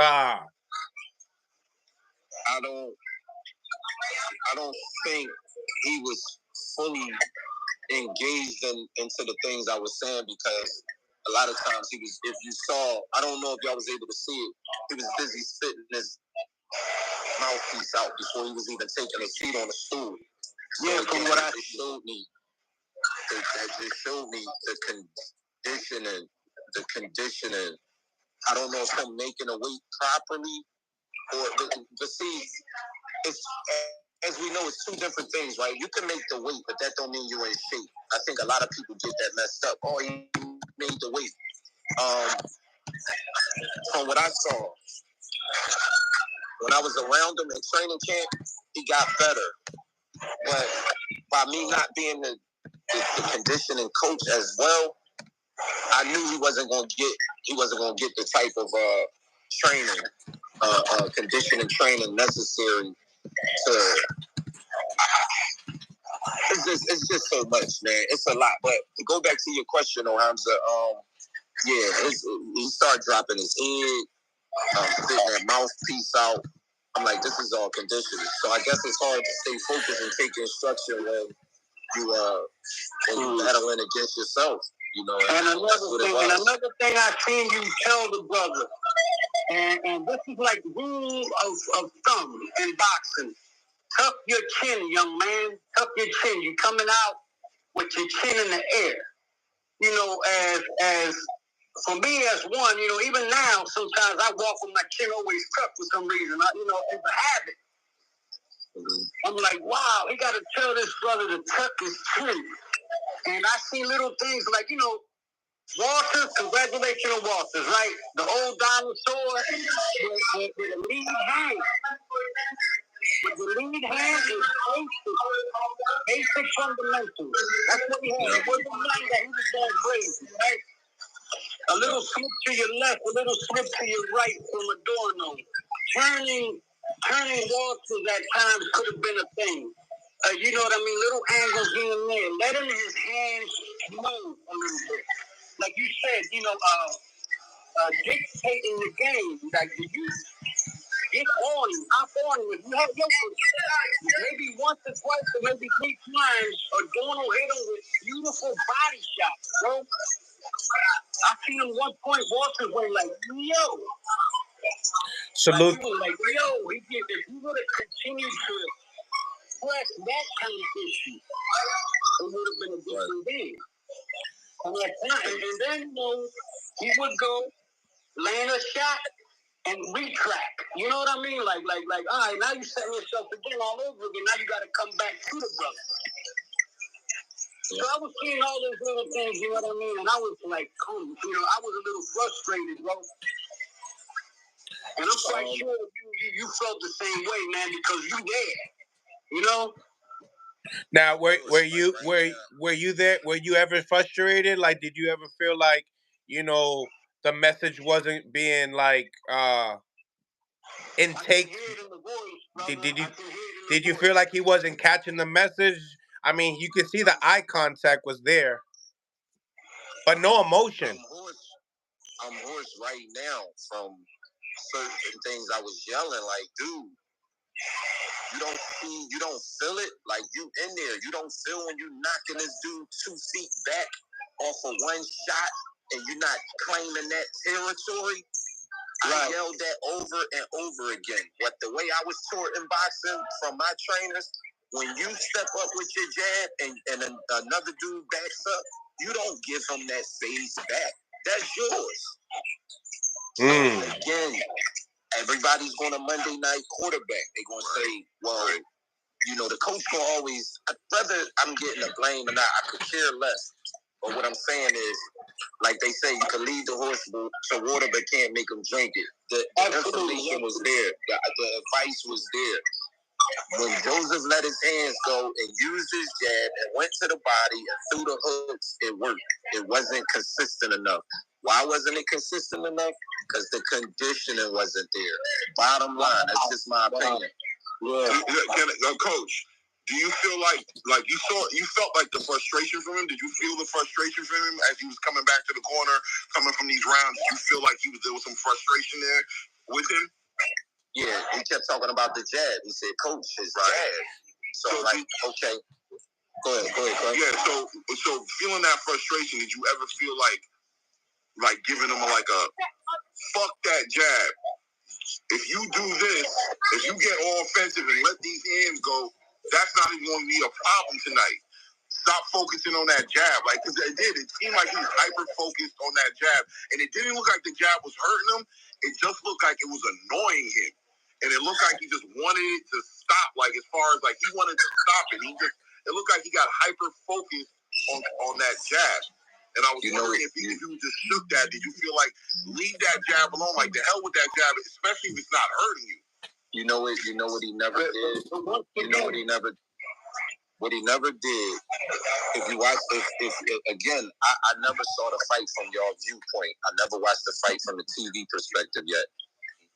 From my corner, where I'm sitting at, what Joseph never did all night, and I couldn't believe it. Again, we wanted to shove the right hook to the body because the jab got slow.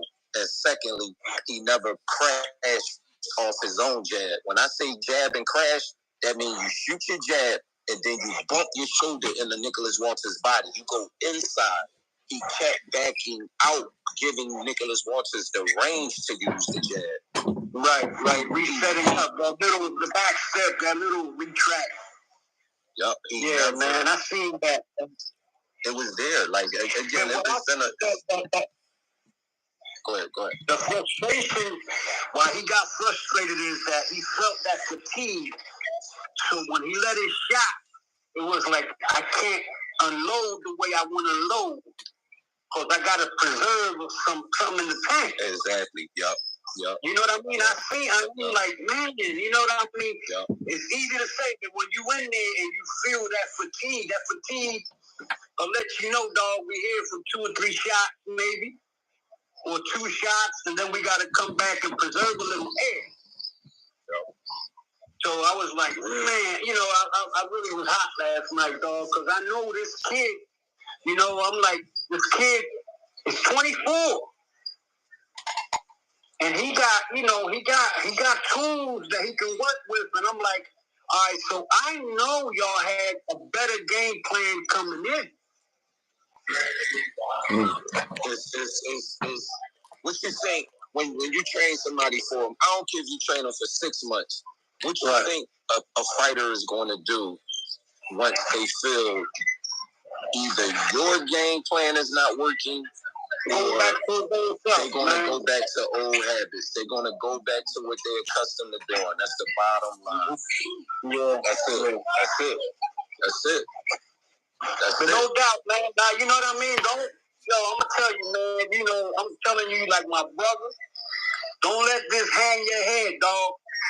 Right. Don't hang your head ever. This is an experience, right? That, like I said, man, you can't fight for the ball. You can't fight for the ball. You can tell him how to do this and tell him how to do that. He got to execute, right? That's it. Yep. You know what I mean? And I'm quite sure you did your job. And I know what school of thought you come from. You know what I mean? I know that thought. So I know, you know, you back, salute back. I see you showing foundationally speaking, you guys are still building, in my opinion. And that's important to take into consideration that this isn't the end all be all because you only had a month and a half to really get, you know what I mean, to really get on the same page with him. So this is you guys are growing. Like, I think really like you said earlier, as far as like picking the fights and getting involved in that conversation, is going to be a real important thing because you guys got to melt, man. You guys got to melt. You know, he has to have that trust in what you're saying to where he's willing to take them directions without any questions. You know what I'm saying? But that comes with time. That's not to point fingers at him. He also needs some time as well to get to know you as well. And this is y'all first fight together, a month and a half training camp. You guys got something you're planning for in June. You know what I mean? We get the ground running when you get off the plane. You know what I mean? Y'all gonna touch up and not only that, you know, get through it. Mark, now your job is to see where his positive energy is going to be from now on. To bring back that I can do this. You know what I mean? To bring back that confidence in himself. So you guys are gonna have a heart to heart. Yo, we in this dog together. Remember, we in this together. We go to war together. I'm here. You ain't alone. We going to war. You going to war mentally. You know, you got the blueprint for the war. You got to play it out. But y'all in war together. That's how it be. You gotta bring back that confidence. Oh, yo, dog, forget about that. That happened. It was in the back burner. Now we going forward because you know you can't move forward if you too much thinking about what happened. Just happened. Well, man, Mark. Well, Mark, I gotta say you're doing a good job. Keep up the good work. I can't wait to see your next fight date and see what's gonna happen in camp. We'll stay in touch like always. Appreciate you for tapping in as well.